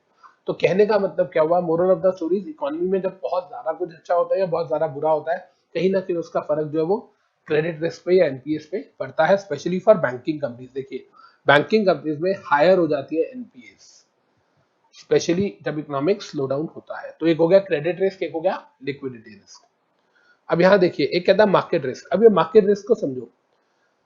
अगर आपने कभी फाइनेंशियल, मेरे से कभी सिक्योरिटी लॉ पढ़ा हो, तो मैं उसमें पढ़ाता हूँ बेटा, एक फाइनेंशियल मार्केट होती है। मार्केट रिस्क का मतलब है जो बाजार का रिस्क है। फाइनेंशियल मार्केट के अंदर एक होती है बेटा मनी मार्केट, एक होती है कैपिटल मार्केट। तो मनी मार्केट से भी रिस्क होगा, कैपिटल मार्केट से भी रिस्क होगा। बेटा कैपिटल के अंदर आती है एक सिक्योरिटीज मार्केट आती है, एक कमोडिटी मार्केट आती है, दोनों का रिस्क होगा। बेटा सिक्योरिटीज की बात करें तो एक उसके अंदर आता है स्पॉट मार्केट, एक आता है डेरिवेटिव मार्केट, दोनों का रिस्क होगा। तो जितने भी तरीके के बाजार है, फिर चाहे वो कमोडिटी बाजार हो, चाहे वो मुद्रा बाजार हो, हिंदी में बोलूँ तो अगर मैं बोलूँ तो, जैसे या इंग्लिश में बोलूँ, मनी मार्केट हो गई, हिंदी इतनी आती नहीं, मनी मार्केट हो गई, कमोडिटी मार्केट हो गई, सिक्योरिटीज मार्केट हो गई, तो सर, या हम बात करें तो फॉरेक्स मार्केट हो गई, तो सर इन सारी चीजों का भी रिस्क होता है। तो देखिए, सबसे पहली चीज देखिए, करेंसी रिस्क बिल्कुल होता है, फॉरेक्स के रेट में चेंज होता है तो आपको दिक्कत आती है, लेकिन कब आएगी? जब आप इंपोर्ट एक्सपोर्ट में डील करते हो। तो आप इंपोर्ट एक्सपोर्ट में डील नहीं करते हो। अमित वोरा लॉ क्लासेस की अगर हम बात करते हैं तो हमारे जितने भी स्टूडेंट्स हैं, 17 कंट्रीज में हमारे स्टूडेंट्स हैं। 17 कंट्रीज में, Canada, US, New Zealand, Australia, Nepal, Bangladesh, और इसके अलावा म्यांमार, मलेशिया, सिंगापुर, श्रीलंका, ये सब आते हैं। और अगर पाकिस्तान, ये भी आते हैं। अगर मैं बात करूं तो हमारा बिजनेस कितना होगा सर? हमारा तकरीबन 90% बिजनेस या 95% बिजनेस जो है, 90% मान लो वो होता होगा हमारा इंडिया से, बाकी 10% बाहर से होता होगा। हमारे लिए बहुत बड़ी वेटेज नहीं है, लेकिन बहुत सारे लोग हैं जो बनाते हैं, जो है ही एक्सपोर्टर, जो स्टार हाउसेज है। आपने कभी स्टार हाउस का कॉन्सेप्ट फॉरेन ट्रेड पॉलिसीज में सुना होगा बचपन में, ये वर्ड स्टार हाउस जरूर सुना होगा, नहीं सुना तो स्टार एक्सपोर्ट हाउस को गूगल पे सर्च कीजिएगा, आ जाएगा। तो जब हम स्टार हाउसेज की बात करते हैं तो वो उनका काम ही इम्पोर्ट एक्सपोर्ट का होता है, तो वैसा उनके लिए तो करेंसी रिस्क बहुत मैटर करता है। सोच के देखो ना, उन्होंने लोन लिया, मान लो से बाहर से लोन लिया, ईसीबी सुना आपने, एक्सटर्नल कमर्शियल बोरिंग। हमने बाहर से लोन लिया $1 लाख का या $10 लाख का, अब पे करने हैं $10 लाख, लिया था ₹60 का डॉलर था, पे करना ₹80 का डॉलर था, तो हमको तो वैसे ही इतना महंगा पड़ गया, 33% इन्फ्लेशन तो हमारे लिए वैसी हो गई। तो इसको अवॉइड करने के लिए कंपनीज हेजिंग करती है। अगर आपको याद हो तो ईसीबी के अंदर हेजिंग पढ़ाया जाता है। हेजिंग कोई भी ऐसी एक्टिविटी हो सकती है जिससे आप अपना रिस्क कम कर रहे हो। रिस्क को मिटिगेट करने के लिए जब जब आप किसी स्ट्रैटेजी को यूज करते हो, that is a kind of hedging. Hedging is one of the strategies which is used, मैं सिंपल लैंग्वेज में बोलूं तो hedging is one of the strategies which is used for mitigation of risk. जब हम पढ़ेंगे ना रिस्क मिटिगेशन स्ट्रैटेजी, देखिए जब हम यहाँ पर रिस्क मिटिगेशन स्ट्रैटेजीज की बात करेंगे मेरी बुक में,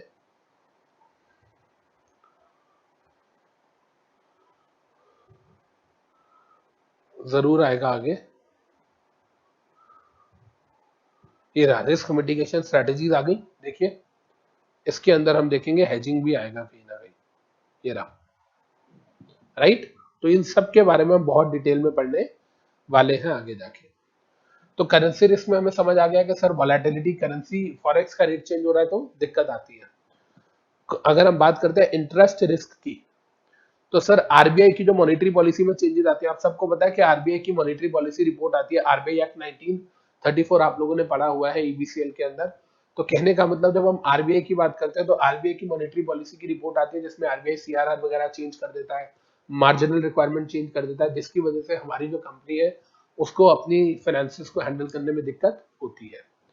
इक्विटी रिस्क होता है, बिल्कुल ये इक्विटी रिस्क का, इंटरेस्ट रिस्क का मतलब समझ आ गया कि मनी मार्केट से रिलेटेड है, मनी मार्केट मतलब आरबीआई। करेंसी रिस्क में सर जब प्राइसेस चेंज होते हैं, हालांकि हम सबको पता है कि जो करेंसी का रेट है वो डिमांड सप्लाई से चेंज होता है, उसमें आरबीआई का कंट्रोल नहीं होता है। आरबीआई चाहे तो कर सकता है इंटरवीन, लेकिन करता नहीं है। आजकल फ्लेक्सिबल मेथड चलता है। अगर हम बात करते हैं कमोडिटी के प्राइस, इसके करेंसी के प्राइस को डिटरमिन करने का फ्लेक्सिबल मेथड चलता है, फिक्स मेथड नहीं चलता। कभी आपने इकोनॉमिक्स पढ़ी होगी तो इकोनॉमिक्स में पढ़ाया जाता है, जब आरबीआई कंट्रोल करता है तो उसको उसमें उसमें होता है वैल्यू रीवैल्यूएशन डीवैल्यूएशन, बढ़ गई या कम हो गई, जब करेंसी की वैल्यू बढ़ गई या कम हो गई। जब ऑटोमेटिकली होता है, गवर्नमेंट का कोई कंट्रोल नहीं होता, बाय डिमांड एंड सप्लाई होता है, उसे बोलते हैं अप्रिसिएशन इन करेंसी या डेप्रिसिएशन इन करेंसी। ये सब छोटी क्लासेस में पढ़ाया जाता था 10th 11th 12th में। इक्विटी रिस्क की जब हम बात करते हैं बेटा, ध्यान से देखिएगा, एक कंपनी है, उस कंपनी ने दूसरी कंपनी में इन्वेस्ट किया। मैंने कहा कंपनीज करती रहती हैं, पता चला कि मार्केट में गिर गया। जैसे एक छोटा सा एग्जांपल लेते हैं, आईसीआईसीआई बैंक ने येस बैंक में इन्वेस्ट किया हुआ था। येस बैंक का शेयर आईसीआईसीआई बैंक ने खरीदा था तकरीबन 118 रुपए पे, गिर के वो आ गया तकरीबन 22 रुपए पे। तो इसका मतलब क्या है? क्या आईसीआईसी की जो होल्डिंग है उसकी वैल्यू गिर गई? बिल्कुल गिर गई। What is that? That is loss हुआ वैल्यू में due to fall in index, index fall हो गया। या जो इन्वेस्टमेंट कंपनी, जो इन्वेस्टमेंट एवेन्यू था, जिस कंपनी में हमने इन्वेस्ट कर रखा था, जो इन्वेस्टी कंपनी थी, ए लिमिटेड ने बी लिमिटेड में इन्वेस्ट कर रखा था, बी लिमिटेड का शेयर का प्राइस लुढ़क के गिर गया तो ए लिमिटेड को लॉस हो गया। ऐसा होता है, कई बार ऐसा होता है जी, एक दिन में मुकेश अंबानी की जी की जो कंपनी है, या मुकेश अंबानी रिलायंस कंपनी की प्राइस कम हुई शेयर्स की, जिसकी वजह से म्यूचुअल फंड को इतने लाख करोड़ का लॉस हो गया। ऐसा होता है। कमोडिटी रिस्क सर, आपने कभी सुना होगा ना, कच्चा तेल गिर गया, क्रूड ऑयल का प्राइस कम हो गया। तो कमोडिटीज में जो लोग कमोडिटी मार्केट की हम बात करते हैं तो हमें पता है ज्वार बाजरा स्पाइसेस से लेके क्रूड ऑयल, सारी चीजें, कच्चा तेल, इन सारी चीजों की ट्रेडिंग होती है। और जब इनकी ट्रेडिंग होती है तो इससे रिलेटेड भी कंपनीज बहुत सारा स्टॉक अपने पास रखती है। मतलब जो कंपनीज है ना, आपको पता है बहुत सारी कंपनीज ऐसी है जो गवर्नमेंट बॉन्ड्स में इन्वेस्ट करती है, बहुत सारी, मतलब हर कंपनी करती है, हल्दीराम से लेके डीएस ग्रुप से लेके अगर हम बात करें तो सुधीर पावर, ये जितने भी मेरे सर्कल में है, मैंने सबको देखा, इनका अच्छा खासा पोर्टफोलियो होता है। इन्होंने कमोडिटी मार्केट में भी लगा रखा होता है, इन्होंने डॉलर्स लेके भी रख रखे होते हैं, इन्होंने शेयर मार्केट में भी लगा रखा होता है। तो क्या ये सारे तरीके के रिस्क इन पे एप्लीकेबल हो जाते हैं? बिल्कुल हो जाते हैं। अगर हम बात करें अमितपुरा लॉ क्लासेस की, हम शेयर मार्केट में डील नहीं करते हैं, तो इसका मतलब क्या हुआ? हमें कोई करेंसी, हमें इक्विटी और कमोडिटी रिस्क तो है ही नहीं हमें, ना हम कमोडिटी मार्केट में डील करते हैं, ना शेयर मार्केट में डील करते हैं। करेंसी रिस्क भी नहीं है क्योंकि बाहर का कोई कस्टमर बेस इतना खास है नहीं। इंटरेस्ट रेट रिस्क भी नहीं है क्योंकि हमारा कोई बैंकिंग सेक्टर नहीं है, तो इसलिए हमें आरबीआई की पॉलिसीज का बहुत ज्यादा इम्पैक्ट नहीं होता। तो हमारे लिए मार्केट रिस्क जीरो है। हमारे लिए क्रेडिट रिस्क जीरो है। क्रेडिट रिस्क क्यों जीरो है? क्योंकि सर हम उधार पे माल नहीं देते, जो बच्चा होता है वो फी पे करता है, लेक्चर ले लेता है, तो हमारा कोई क्रेडिट रिस्क भी नहीं है। लिक्विडिटी रिस्क सर बहुत ज्यादा होता है। ऐसा कई बार होता है कि सीजन नहीं है, एग्जाम्स नहीं चल रहे हैं, तो 3-3 4-4 महीने पैसे ही नहीं आते हैं, उस चक्कर में लिक्विडिटी कैश क्राइसिस हो जाता है। आगे देखिए, कहता है सर लीगल रिस्क, तो मैंने आपको बताया ही था कि अगर आप लॉ वायलेट करोगे तो पेनल्टीज तो लगेगी आप पे। भाई अगर आप जीएसटी नहीं भरोगे तो गवर्नमेंट तो रेड मारेगी आप पे, बिल्कुल मारेगी। तो लीगल रिस्क हमें क्लियर है कि लॉ को कंप्लाई ना करने की वजह से जो रिस्क आपको बियर करना पड़ रहा है। ऑब्सोलेंस रिस्क भी हमें क्लियर है कि आप ऑब्सोलीट हो गए, आप पुराने हो गए हो। नोकिया ने एंड्रॉइड को फॉलो नहीं किया, ऑब्सोलेंस रिस्क। तो you have to keep yourself changing environment है, the only thing which is constant is change. सिर्फ एक ही चीज है जो हमेशा रहेगी, दैट इज जो कांस्टेंट है, दैट इज चेंज। चेंज हमेशा होता रहेगा। मेरी लैंग्वेज सुनिए, मेरी लाइन सुनिए, the only constant thing is change. Change will never stop, it will keep on going again and again.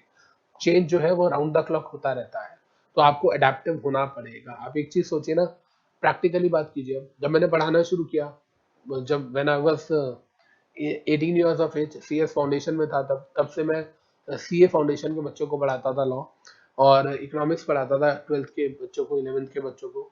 तब भी कोचिंग इंस्टीट्यूट में पढ़ाता था, होम ट्यूशन कभी ली नहीं लाइफ में, कभी बचपन में 10th 11th में लियो तो पता नहीं। तो मैंने प्रोफेशनली पढ़ाना शुरू किया था एट द एज ऑफ 19। जब मेरा एग्जी क्लियर हो गया था तो मैं सीए इंटर के बच्चों को पढ़ाता था। तब भी आप सोच के देखो, उस टाइम पर भी जब मैं पढ़ाता था तो क्लास में 20 बच्चे होते थे, बोला पढ़ा दिया। उसके बाद पता चला यार बैच में 200-200-300 बच्चे होने लगे, माइक चाहिए, टेक्नोलॉजी चाहिए, प्रोजेक्टर्स चाहिए। फिर उसके बाद पता चला नहीं यार, अब कैमरे को देख के पढ़ाना। तो इतने सारे वेरिएशंस आए, और इतने सारे वेरिएशंस के साथ मुझे टिकना पड़ेगा, तो ही मैं लॉन्ग टर्म तक मार्केट में सर्वाइव कर पाऊंगा, नहीं तो नहीं कर पाऊंगा। राइट बच्चे? तो you have to be innovative, you have to be updated, you are not suppose to be obsolete. पुरानी चीज कोई नहीं लेना चाहता। नया मॉडल गाड़ी का आज लॉन्च हो जाए तो आप भी पुराना मॉडल नहीं लोगे, वो पुराना कल तक वही था, क्योंकि आज एक नया मॉडल आ गया, इस वजह से जो एग्जिस्टिंग था वो पुराना और ऑब्सोलीट हो गया।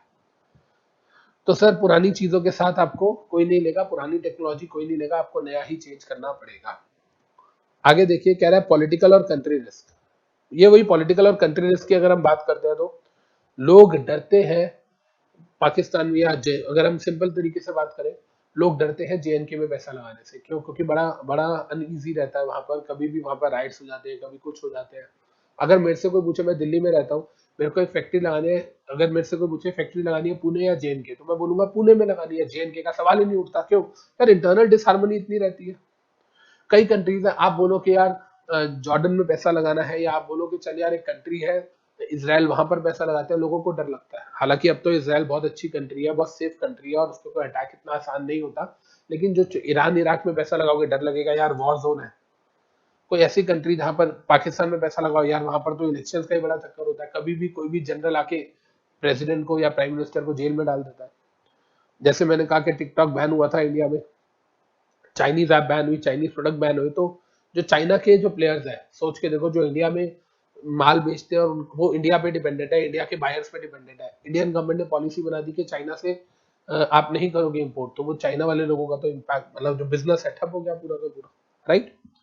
क्लियर है? अच्छा मैं आपको एक चीज और बताऊं, एक बड़े मजेदार चीज बताता हूँ। पता है क्या होता है? टेक्नोलॉजी बहुत जल्दी चेंज होती है। अब मैं इतने सालों से ऑनलाइन क्लासेस में पढ़ा रहा हूँ, लोगों को लगता है यार अपना स्टूडियो बना रखा है, वहां पर बैठ के रिकॉर्डिंग कर रहे हैं, सारी बात ठीक है।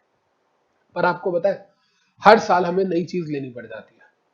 होता क्या है कि हर साल अच्छे से अच्छा कैमरा आ जाता है, हमें कैमरा अच्छा लेना पड़ता है। अब जब हमने कैमरा अच्छा लिया, सुनेगा ध्यान से, जब हमने कैमरा अच्छा लिया तो पता चला कि उस कैमरे के अंदर अब 2 कैप्चर कार्ड डलेंगे। कैप्चर कार्ड्स होते हैं, आईटी की टर्मिनोलॉजीज यूज कर रहा हूं मैं। हमारे पता चलता है कि जो हमारा सिस्टम है, जो हमारा जो जो हमारा डेस्कटॉप है जिसमें हमारा सारा सर्वर है जिसमें डाटा जाता है, उसमें एक ही कैप्चर कार्ड है, तो फिर नया सीपीयू लेना पड़ेगा। कैमरा नया आया, इस वजह से सीपीयू नया आया। अब जब सीपीयू नया आया तो पता चलता है जो हमारा माइक है, उस माइक के साथ जो स्लॉट है, हमारा जो माइक का स्लॉट है, वो पुराने वाले सीपीयू में लगता था, नए वाले में लगता नहीं है। तो हम लोगों को उसके लिए नया माइक लेना पड़ेगा।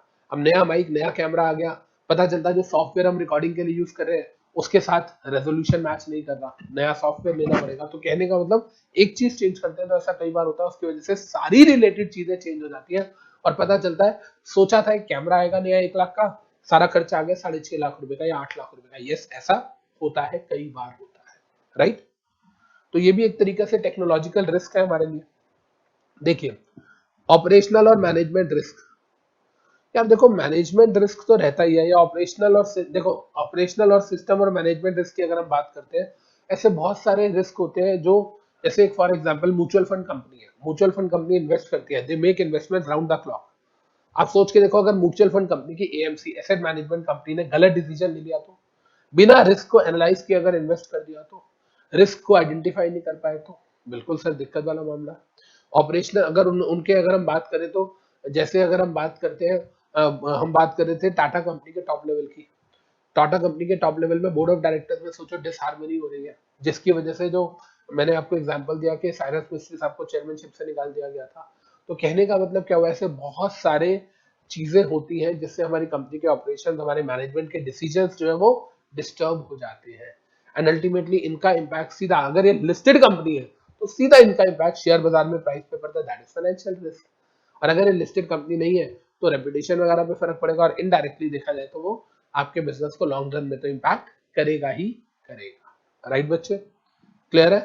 तो ये जितनी भी चीजें अभी हमने पढ़ी है, एक बार हम इसको मेरी बुक से भी देख लेते हैं बेटा।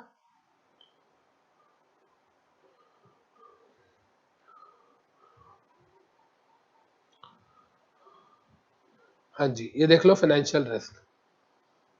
आपको पूरा क्वेश्चन फाइनेंशियल रिस्क का भी आ सकता है 5 मार्क्स का, आपको किसी एक रिस्क पे भी 5 मार्क्स का क्वेश्चन आ सकता है, जो कि पहले मार्केट रिस्क पे आया हुआ है। इसमें 4 तरीके के, interest rate, currency, equity, commodity.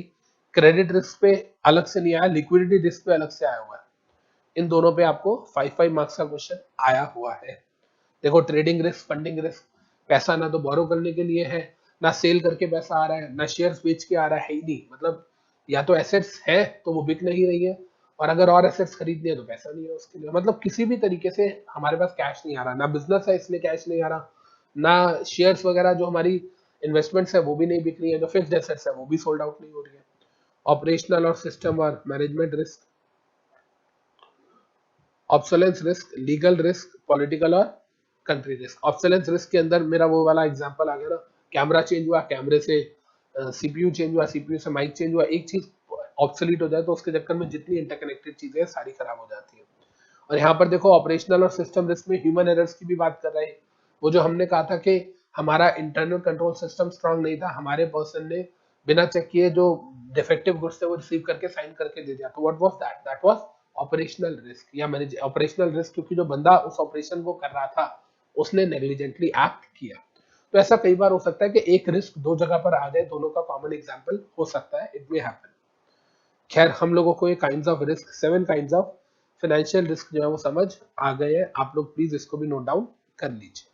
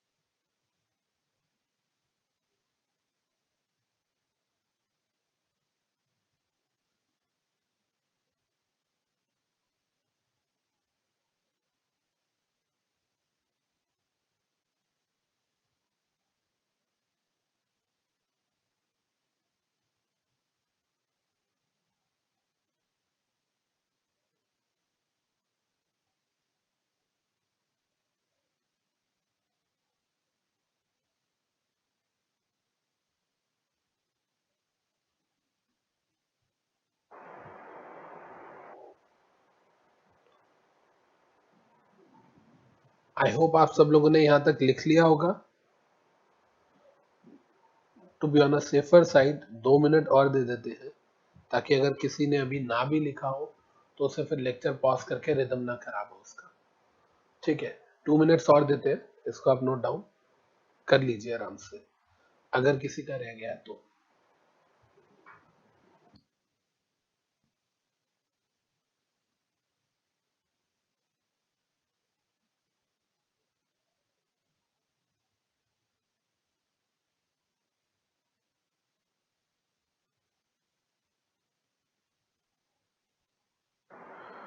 तब तक आप लोग साथ साथ रिवाइज करना चाहें तो कर सकते हैं। मार्केट रिस्क होता है, उसके बाद क्रेडिट रिस्क होता है, सेकंड थर्ड लिक्विडिटी रिस्क होता है, फोर्थ ऑपरेशनल रिस्क होता है सर, फिफ्थ ऑब्सोलेंस रिस्क होता है, सिक्स्थ लीगल रिस्क होता है, सेवेंथ पॉलिटिकल और कंट्री का रिस्क होता है।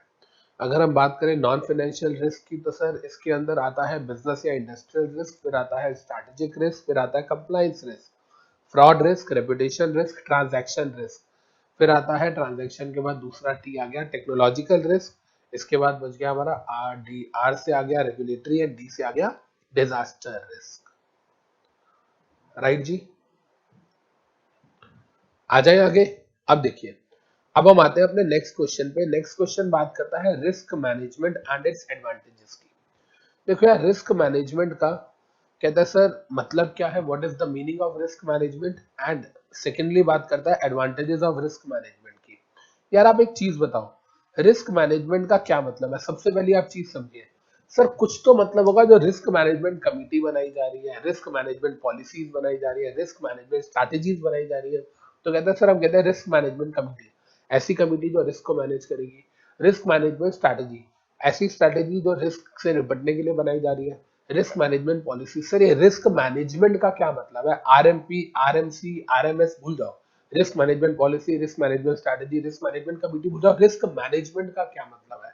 कहता है एक ऐसा मैकेनिज्म जिससे हम प्रेजेंट में, फ्यूचर में, प्रेजेंट में बैठ के फ्यूचर में फोरसी करते हैं, फ्यूचर झांकते हैं कि फ्यूचर में हमको क्या क्या थ्रेट्स आ सकते हैं, और फ्यूचर में हमारी कौन कौन सी चीजें हैं जो फ्यूचर में हमारे लिए वीकनेस बन सकती है, या हमारी कौन सी प्रेजेंट वीकनेसेस है जिस जो हमें फ्यूचर में हमारे लिए थ्रेट आ सकते हैं। हो सकता है हमारी कोई वीकनेस है जिससे अभी हमें कोई खतरा नहीं है, फ्यूचर में हो सकता है। तो स्वॉट analysis, strength, weakness, opportunities and threats. देखिए अगर मैं यहाँ पर बात करूँ तो ध्यान से देखिएगा, कह रहा है सर रिस्क मैनेजमेंट का मतलब क्या है? ये एक मैकेनिज्म है रिस्क को मैनेज करने के लिए, ये एक मैकेनिज्म है रिस्क को मैनेज करने के लिए। सर ये बात तो बताए, हर कॉर्पोरेट रिस्क मैनेजमेंट को एक अच्छी वेटेज देती है, रिस्क मैनेजमेंट पॉलिसी बनाते हुए ड्यू डिलिजेंस करती है, तो it is a part of corporate strategy. ये भी मान लिया, ये भी मान लिया कि रिस्क कॉर्पोरेट, ये कॉर्पोरेट स्ट्रैटेजी का पार्ट है, ये एक मैकेनिज्म है जिससे रिस्क को मैनेज किया जाता है। ठीक है सर, रिस्क को मैनेज कैसे किया जाता है? मेरी बात सुनिएगा बेटा, बड़ी अच्छी चीज बता रहा हूँ।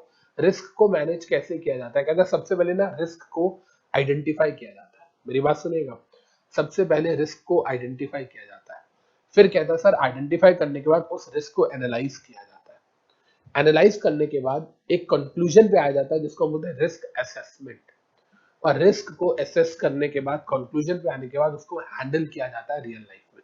तो कहने का मतलब क्या हुआ, मैंने क्या चार बातें बोली, कौन कौन सी चार बातें बोली? पहले हम रिस्क को आइडेंटिफाई करेंगे, फिर हम उसको रिस्क को आइडेंटिफाई करने के बाद रिस्क को एनालाइज करेंगे, फिर हम एक कंक्लूजन पे, एक पड़ाव पे पहुंचेंगे, एक डिसीजन पे पहुंचेंगे जिसको हम रिस्क असेसमेंट बोलते हैं, और फिर उसके बाद जब हम बात करते हैं तो हम फाइनली उस रिस्क को हैंडल करेंगे। तो identify, analyse, assessment and handling, ये जो बात मैंने आपको बताई, ये बात बेटा ध्यान से देखिए, यहाँ मेरी बुक में आपको अलग से प्रोसीजर ऑफ रिस्क मैनेजमेंट में दे रखी होगी। देखिए, ये जब रिस्क मैनेजमेंट एंड एडवांटेजेस तो ठीक है, जब हम रिस्क मैनेजमेंट के स्टेप्स की बात करेंगे, देखिए यहाँ पर देखिए पहला स्टेप क्या है, रिस्क आइडेंटिफिकेशन। इसके बाद जब हम ये पूरा आइडेंटिफिकेशन हम पढ़ेंगे, इसके बाद दूसरा स्टेप क्या है, रिस्क एनालिसिस।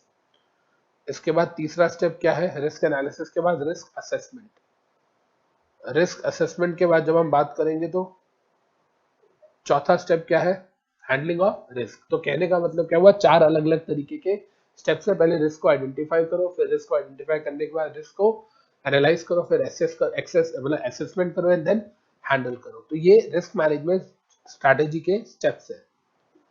ऐसा ही कुछ देखिए मैंने यहाँ लिखा हुआ, आइडेंटिफाई करो, अंडरस्टैंड करो, इवेल्युएट करो, एक्शन लो। उसी चारों चीजों को मैंने देखो अलग तरीके से बोला। आइडेंटिफाई पहला पॉइंट से मैं, अंडरस्टैंड मतलब एनालाइज करो, इवेल्युएट मतलब असेस करो, टेक एक्शन ऑन रिस्क मतलब हैंडलिंग ऑफ रिस्क। तो इसका मतलब वही सेम चार चीजें जो मैंने स्टेप्स में आपको पढ़ानी है, वही चार चीजें हमें यहाँ पर दी गई है। और कहता है जब आप ये करोगे तो सक्सेस के चांसेस बढ़ जाएंगे एंड फेलियर के चांसेस कम हो जाएंगे। सक्सेस के चांसेस बढ़ जाएंगे एंड फेलियर के चांसेस कम हो जाएंगे, because you are already prepared for the future. जब आप फ्यूचर के लिए प्रिपेयर्ड हो तो इसका मतलब है कि आपके रिस्क के चांसेस कम है। आप कई लोग बोलते हैं, कई लोगों ने ऐसा सुना होगा, मुकेश अंबानी और अनिल अंबानी जब अलग हुए थे 2006 में, दोनों की वेल्थ ज्यादा थी। वेल्थ वाइज अगर हम बात करें तो अनिल अंबानी साहब जो है वो थोड़ा सा अपर हैंड पे थे, लेकिन ऐसा क्या हुआ कि वो टॉप 100 में भी नहीं रहे वर्ल्ड के, और जो मुकेश अंबानी साहब है वो टॉप 6-7 के अंदर है। ऐसा क्या हुआ? अनिल अंबानी साहब इतने ज्यादा लॉसेस में क्यों जाते गए? अनिल अंबानी की जो ग्रुप कंपनीज है उसके साथ क्या हुआ? बहुत बड़ा रीजन है उनकी वीक रिस्क मैनेजमेंट पॉलिसीज। जो रिस्क मैनेजमेंट कमेटी है, जो रिस्क मैनेजमेंट पॉलिसी फ्रेम करती थी, वो बहुत ज्यादा इफेक्टिव नहीं थी। उन्होंने कुछ ऐसे गलत डिसीजंस लिए जिसकी वजह से वो खड़े ही नहीं हो पाए। यस, ऐसा होता है। इफेक्टिव रिस्क मैनेजमेंट है तो शेयर होल्डर्स जो है वो सिक्योर फील करते हैं। अब आप इसी का एग्जांपल ले लो, Mukesh Dhirubhai Ambani group and Anil Dhirubhai Ambani group, ज्यादातर लोग कहां से फील करते हैं? मुकेश अंबानी के साथ। क्यों? क्योंकि उनकी स्ट्रैटेजी बड़ी अच्छी है रिस्क को मैनेज करने की, रिस्क को टैकल करने की।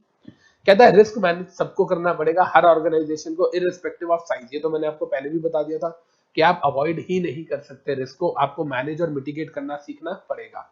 कहता है it requires commitment from the top level management. कहता है रिस्क मैनेजमेंट में टॉप लेवल का सबसे ज्यादा रोल होता है। टॉप लेवल जो है they have to be ethical as well. कभी कभी क्या होता है, हम रिस्क को मैनेज करने के लिए अनएथिकल हो जाते हैं। यार कौन इतना पैसा अरेंज करके कस्टम ड्यूटी दे, छोड़े काम करते हैं, रिश्वत देके काम कर लेते हैं। ऐसा नहीं होना चाहिए। रिस्क मैनेजमेंट पॉलिसी में सबसे ज्यादा जो इंपॉर्टेंट रोल है वो किसका है? टॉप लेवल का है। टॉप लेवल ने जो भी पॉलिसी बनाई है उस पॉलिसी को फॉलो करना चाहिए, करना पड़ेगा। अदरवाइज लिस्टेड कंपनी है तो सेबी उनकी लगा देगा, राइट। तो देखिए यहां तक अगर हम बात करते हैं तो एक मैकेनिज्म है। मेन पार्ट, जो मेन पॉइंट है ना, वो ये वाला है। This is the main answer. ये मेन आंसर है। बाकी तो सब जनरल बातें हैं कि सर मैकेनिज्म है, इफेक्टिव होगा मैकेनिज्म तो हमारे लिए अच्छा है। सर ये हर एक ऑर्गेनाइजेशन में होता है। सर अगर इफेक्टिव मैनेजमेंट है, इफेक्टिव रिस्क मैनेजमेंट है तो शेयर होल्डर्स या स्टेक होल्डर्स का कॉन्फिडेंस आता है। ठीक है, मेन बात क्या है? आइडेंटिफाई करो, एनालाइज करो, एसेस करो और उसके बाद हैंडल करो। कहता है सर रिस्क मैनेजमेंट प्रोसेस में अगर हम बात करते हैं तो सबसे पहली चीज है रिस्क मैनेजमेंट प्रोसेस बना के भूल नहीं जाना। रिस्क मैनेजमेंट प्रोसेस में देखो होता क्या है, कंपनी में एक रिस्क मैनेजमेंट कमेटी होती है। बीओडी सबसे ऊपर होता है बोर्ड ऑफ डायरेक्टर्स, बीओडी के नीचे होती है risk management committee, risk management committee के नीचे होता है आरएमओ, रिस्क मैनेजमेंट ऑफिसर। याद रखिएगा उसका काम है मॉनिटर करना सारी चीजों को। देखिए कहता है सर रिस्क मैनेजमेंट प्रोसेस में जब कोई प्रोजेक्ट डिजाइन हो रहा है तो all risk aspects to be consider. हम कोई भी रिस्क मैनेजमेंट प्रोसेस बना रहे हैं, रिस्क मैनेजमेंट स्ट्रैटेजी बना रहे हैं, तो सारे तरीके के रिस्क उसमें डालेंगे ना। ऐसा ना होना यार ये तो हमने सोचा ही नहीं था, ऐसा नहीं होना चाहिए। जब आप रिस्क मैनेजमेंट स्ट्रैटेजी बना रहे हो तो उसमें चाहे फाइनेंशियल, चाहे non financial, systematic, non systematic, जितने भी तरीके के रिस्क हैं, आपको सारे के सारे रिस्क जो है उसमें इनहेरेंट, जो आपके बिजनेस से रिलेटेड है, वो कंसीडर करने पड़ेंगे। तो your policy has to be widened enough to absorb every kind of risk, right. और कहता है फिर प्रोजेक्ट को मॉनिटर, ध्यान से देखिए, प्रोजेक्ट को मॉनिटर भी करना पड़ेगा। क्यों? उस प्रोसेस को, उस प्रोजेक्ट को भी मॉनिटर करना पड़ेगा, क्योंकि with the passage of time नए नए रिस्क आएंगे, नए नए रिस्क आएंगे तो आपको उसके लिए क्या करना पड़ेगा? नए नए रिस्क जब आएंगे तो उसको सॉल्व करने के लिए स्ट्रैटेजीज भी बनानी पड़ेगी। देखो मैं एक बात बता रहा हूँ, सुनिएगा। हर कंपनी साल में एक बार रिस्क मैनेजमेंट कमेटी की मीटिंग जरूर कराती है, या अगर मैं वैसे बोलना चाहूँ तो हर 2-3 महीने में भी होती है, लेकिन साल में एक बार ऐसा होता है, क्वार्टरली भी होती है रिस्क मैनेजमेंट कमिटीज की मीटिंग, लेकिन साल में एक बार ऐसा होता है जब रिस्क मैनेजमेंट कमिटी या बीओडी दोनों को, मतलब रिस्क मैनेजमेंट के जो मैटर्स है वो बोर्ड ऑफ डायरेक्टर्स के सामने लाए जाते हैं। मैं ऐसा कहना चाह रहा हूँ। रिस्क मैनेजमेंट कमेटी तो क्वार्टरली भी मिलती है, कभी कभी बाय मंथली भी मिलती है, वो ठीक है, लेकिन साल में एक बार ऐसा होता है कि बीओडी के सामने रिस्क मैनेजमेंट कमेटी की सारी चीजें लाई जाती है और हर साल उस पॉलिसी को रिव्यू किया जाता है कि हाँ जी टाइम चेंज हुआ, ऐसे कौन से चीजें हैं जो हमारे लिए नए रिस्क पैदा हो गए, कौन सी चीजें जो हमारे लिए रिस्क नहीं रही। कोई ऐसी चीज थी जो पहले हमारे लिए रिस्क थी, अब हमने उसे ओवरकम कर लिया, वो रिस्क नहीं है फॉर द टाइम भी। हो सकता है अभी इस पूरे साल में कोई नया काइंड ऑफ रिस्क आ गया हो, तो moral of the story is के हमारी जो रिस्क मैनेजमेंट स्ट्रैटेजी है, जो रिस्क मैनेजमेंट पॉलिसीज है, वो भी टाइम टू टाइम जो है वो चेंज होगी, उसको भी रिव्यू किया जाएगा, उसको भी प्रॉपर मॉनिटरिंग की जरूरत होती है। राइट बच्चे, क्लियर है सबको? डन। अब देखिए, देख लीजिए, अब देखो यही वो स्टेप्स की बात कर रहा था ना मैं, ये हम लोग नेक्स्ट क्लास में पढ़ेंगे स्टेप्स वाली बात। तो देखिए, रिस्क को पहले आइडेंटिफाई किया, फिर एनालाइज किया, फिर असेस किया और फिर हैंडल किया। ये 4 पॉइंट्स का जो स्टेप्स है, ये अपने आप में बहुत बड़ा क्वेश्चन है और इसके अंदर से 8 से 10 अलग अलग क्वेश्चन बन के पेपर में आ सकते हैं। ये बहुत बड़ा क्वेश्चन है अपने आप में, इतना बड़ा टॉपिक है कि एक क्लास तो सिर्फ इसी में लिखेगी, रिस्क मैनेजमेंट प्रोसेस में। एडवांटेजेस देख ले यार रिस्क मैनेजमेंट की। सबसे पहले कह रहा है सर, रिस्क मैनेजमेंट से सेव होता है क्या? Cost, time and efforts. पहले से ही आप प्लान थे ना यार, आप पहले से ही प्लान थे। देखो, अगर आपने रिस्क मैनेजमेंट करके रखा था, आपने पहले से ही अपनी स्ट्रैटेजीज बना रखी थी, तो आप लॉ नहीं तोड़ोगे। लॉ नहीं तोड़ोगे तो आपकी कॉस्ट बचेगी, पेनल्टीज नहीं लगेंगी। कल को आपको सेबी ने फाइन लगा दिया, पता चले कि आप कह रहे हो नहीं बनता फाइन, आप वकील हायर कर रहे हो, लिटिगेशन में नहीं फंसे रहोगे, तो टाइम भी बचेगा, टाइम और कॉस्ट दोनों बचेगी, वकीलों के पैसे भी बचेंगे। और जो एनर्जी आप अपने बिजनेस में, आप सोच के देखो ना यार, हल्दीराम एक फूड बिजनेस में है, तो हल्दीराम अपने बिजनेस पे फोकस करे, अपने केसेस पे फोकस करता रहे। तो कहने का मतलब क्या हुआ, मोरल ऑफ द स्टोरी, आपका टाइम, कॉस्ट, एफर्ट्स, ये सब सेव होता है अगर आपने अच्छी स्ट्रैटेजी बनाई हुई है तो। और रहता है सबसे बड़ी बात, एक अच्छा रिस्क मैनेजमेंट प्लान वो होता है जिसमें ये जिया पॉलिसी वो होती है जिसमें प्लान ए और प्लान बी होता है। टाटा नैनो का जब प्रोजेक्ट बन रहा था, तो उस टाइम पर सबसे पहले टाटा नैनो का प्रोजेक्ट कोलकाता में, वेस्ट बंगाल में लगाया जा रहा था, जिसको लेके बहुत ज्यादा ऑब्जेक्शन हुए, फार्मर्स को लेके झगड़े हुए। तो उस टाइम पर फिर टाटा ने अपना प्लान भी एग्जीक्यूट किया, उसको गुजरात में लगा लिया। तो बहुत अच्छी बात है, बहुत बड़ी बड़ी जो कंपनीज होती है वो अपना प्लान भी हमेशा लेके चलती है। कहता है अगर आप रिस्क मैनेजमेंट करोगे तो कहीं ना कहीं आपकी बिजनेस प्लानिंग स्ट्रांग होगी। आप सोच के देखो ना, एक ऐसा बिजनेस, एक ऐसी ऑर्गेनाइजेशन जो रिस्क को हमेशा कंसीडर करती है, एक ऐसी ऑर्गेनाइजेशन जो कभी भी रिस्क के बारे में सोचती नहीं है, दोनों में से ज्यादा अच्छी और एडिक्वेट प्लानिंग किसकी होगी? जो रिस्क को कंसीडर करती है, क्योंकि उन्हें पता है, उन्होंने प्लान बी भी बना रखा है और उन्हें पता है ऐसा हुआ तो हम ये करेंगे, नहीं हुआ तो ऐसा करेंगे। लेकिन इसको बोलते हैं इवेंट ट्री, एक वर्ड आएगा इवेंट ट्री। इवेंट ट्री की बात कर रहा हूं, मैंने एक वर्ड बोला इवेंट ट्री, देखते हैं कहां आएगा। कहीं ना कहीं इवेंट ट्री आपको जरूर सुनने को मिलेगा बेटा, आपकी ही बुक के अंदर।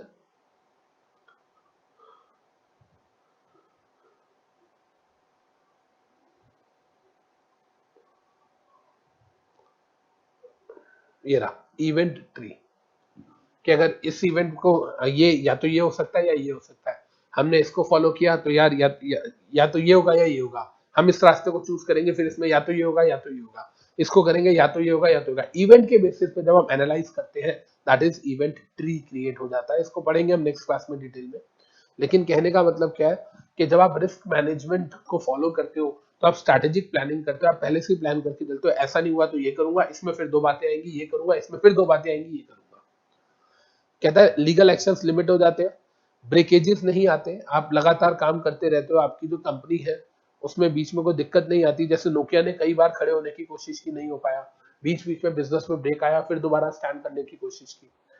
इम्प्रूव्ड रिलायबिलिटी बढ़ती है, रेपुटेशन बढ़ती है। यस, अब एक चीज सोच के देखो ना यार, कमान एक हिंदी में बोलते हैं कमाऊ पूत किसको पसंद नहीं है, इसका मतलब एक अच्छी ऑर्गेनाइजेशन, एक अच्छा कमाने वाला बेटा किसको पसंद नहीं है। आपने 5 कंपनीज में इन्वेस्ट कर रखा है, जिसमें से एक कंपनी आपको बहुत अच्छा रिटर्न दे रही है, बाकी 4 एवरेज रिटर्न दे रही है, आपके पास और सेविंग आएगी तो आप वो भी वो अच्छी वाली कंपनी में लगाना चाहोगे। तो जितनी कंपनी रिस्क रिस्क को लेके, जितनी कंपनीज कंसीडर करेंगी रिस्क को, अपनी पॉलिसीज का, अपनी स्ट्रैटेजीज का इंटरनल पार्ट बना के रखेंगी, उतना वो स्ट्रांगली कॉर्पोरेट में, मतलब कॉर्पोरेट वर्ल्ड में स्ट्रांगली ग्रो करेंगी। सर्वाइव तो छोटा वर्ड है, ग्रो करेंगी, एंड अल्टीमेटली लोग जो है वो लॉयल रहेंगे आपके साथ। कहता है सर, जब आप रिस्क को मैनेज करते हो, आप फ्यूचर में झांकते हो। फ्यूचर में क्यों झांकते हो? रिस्क को मैनेज करने के लिए, लेकिन कहता है अपने अपनी थ्रेट्स को देखने के लिए। लेकिन कहता है कभी ना कभी तो फ्यूचर में झांकने से कोई नई अपॉर्चुनिटी भी नजर आएगी, और जब अपॉर्चुनिटी नजर आएगी तो आप उसे एनकैश कर पाओगे। तो रिस्क मैनेजमेंट से सिर्फ आप नुकसान को नहीं बचाते, नुकसान को बचाने के साथ साथ आप प्रॉफिट को भी एनकैश करने के कैलिबर में आ जाते हो, आप कैलिब्रेट इनफ हो जाते हो। Help plan and prepare for the opportunities. और कहता है एक चीज सोच के देखो, जब आपने रिस्क अश्योर कर लिया, जब जब रिस्क अश्योरेंस होगी, तो स्टेक होल्डर्स जो है ना वो थोड़ा सा सेफ फील करते हैं। एम्प्लॉइज जो है, अब एक चीज सोच के देखो, एक छोटी ऑर्गेनाइजेशन, एक छोटा सा एग्जांपल लेता हूँ। एक ऑर्गेनाइजेशन है वो छोटी ऑर्गेनाइजेशन है, रेंट पे उसका ऑफिस है, बॉस है, 4-5 लोगों का स्टाफ है, एम्प्लॉइज बेचारे डरे रहते हैं, यार किराए का ऑफिस है, छोटा मोटा भी बिजनेस स्टार्ट किया, पता नहीं कब बाय करते हैं, पता नहीं कब निकाल दे, वो हाँ या ना। बड़ी ऑर्गेनाइजेशन है, एम्प्लॉइज सेफ फील करते हैं। छोटी ऑर्गेनाइजेशन है, सप्लायर जो है वो भी आप पे डिपेंडेंट नहीं होता, यार आज माल खरीद रहा है हमसे, पता नहीं कल को खरीदेगा या नहीं। बायर भी B2B है, बिजनेस टू बिजनेस, तो जो बायर है आपका बिजनेसमैन, जो नेक्स्ट सप्लाई, एक सप्लायर है जिससे रॉ मटेरियल आया, आपने प्रोसेस के आगे भेज दिया, वो भी डरता है, यार पता नहीं कल को ये माल देगा कि नहीं देगा, मुझे और भी वेंडर्स रखने चाहिए। तो कहने का मतलब छोटा प्लेयर जो होता है वो ज्यादा रिस्की होता है, इसलिए वो स्टेक होल्डर्स को खुश नहीं रख पाता। लेकिन जो बड़ा प्लेयर है, या अगर मैं ये कहूँ प्लेयर आप छोटे हो लेकिन आपके पास प्लान ए प्लान बी है, आप छोटे प्लेयर हो लेकिन स्टेबल हो, आपकी रिस्क मैनेजमेंट पॉलिसी अच्छी है, तो भी आप अपने स्टेक होल्डर्स को कन्विंस कर सकते हो। राइट जी, क्लियर है? आई होप हमें ये समझ आया। रिस्क मैनेजमेंट का मतलब क्या है? मैनेज करो रिस्क को मिटिगेट करो सर, ये बहुत जरूरी है। हर ऑर्गेनाइजेशन में रिस्क है, जितना अच्छा रिस्क मैनेजमेंट पॉलिसी होगी स्टेक होल्डर उतना खुश रहेंगे। आप रिस्क को पहले आइडेंटिफाई करो, फिर एनालाइज करो, फिर असेस करो और फिर हैंडल करो। उसके बाद सर एडवांटेजेस क्या है सर? लिटिगेशन में इन्वॉल्व नहीं होते, टाइम पैसा कॉस्ट बचता है, शेयर होल्डर्स जो है वो खुश रहते हैं, स्टेक होल्डर्स जो है वो अश्योर होते हैं। सर प्लान ए प्लान भी होता है सर, फ्यूचर में हमें वीकनेसेस के साथ साथ या थ्रेट्स के साथ साथ अपनी अपॉर्चुनिटीज और स्ट्रेंथ का भी पता चलता है, जिसको हम अच्छे तरीके से एनकैश कर सकते हैं। राइट जी, तो प्लीज इसको भी नोट डाउन कर लीजिए।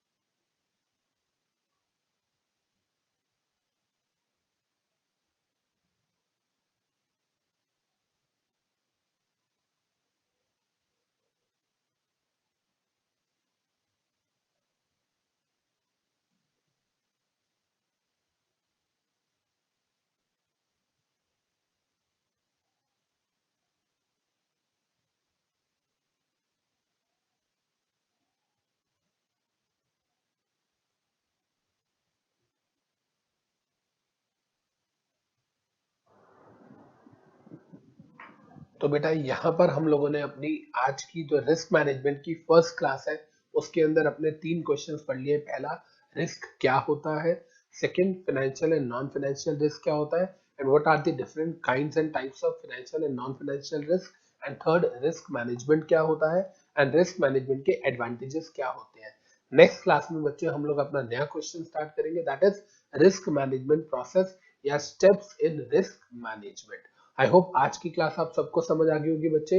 एंड एक चीज और, लॉन्ग नोट से तो ये चैप्टर पढ़ना है, लेकिन अगर आपने मान लो नहीं भी पढ़ा और एग्जाम में सिर्फ इन चार्ट्स को आपने रिवाइज कर लिया तो भी you will be able to score at least 85 to 90 marks in this subject. इस सब्जेक्ट में मैं आपको बार बार बोलता हूँ कि बहुत अच्छे मार्क्स आ सकते हैं।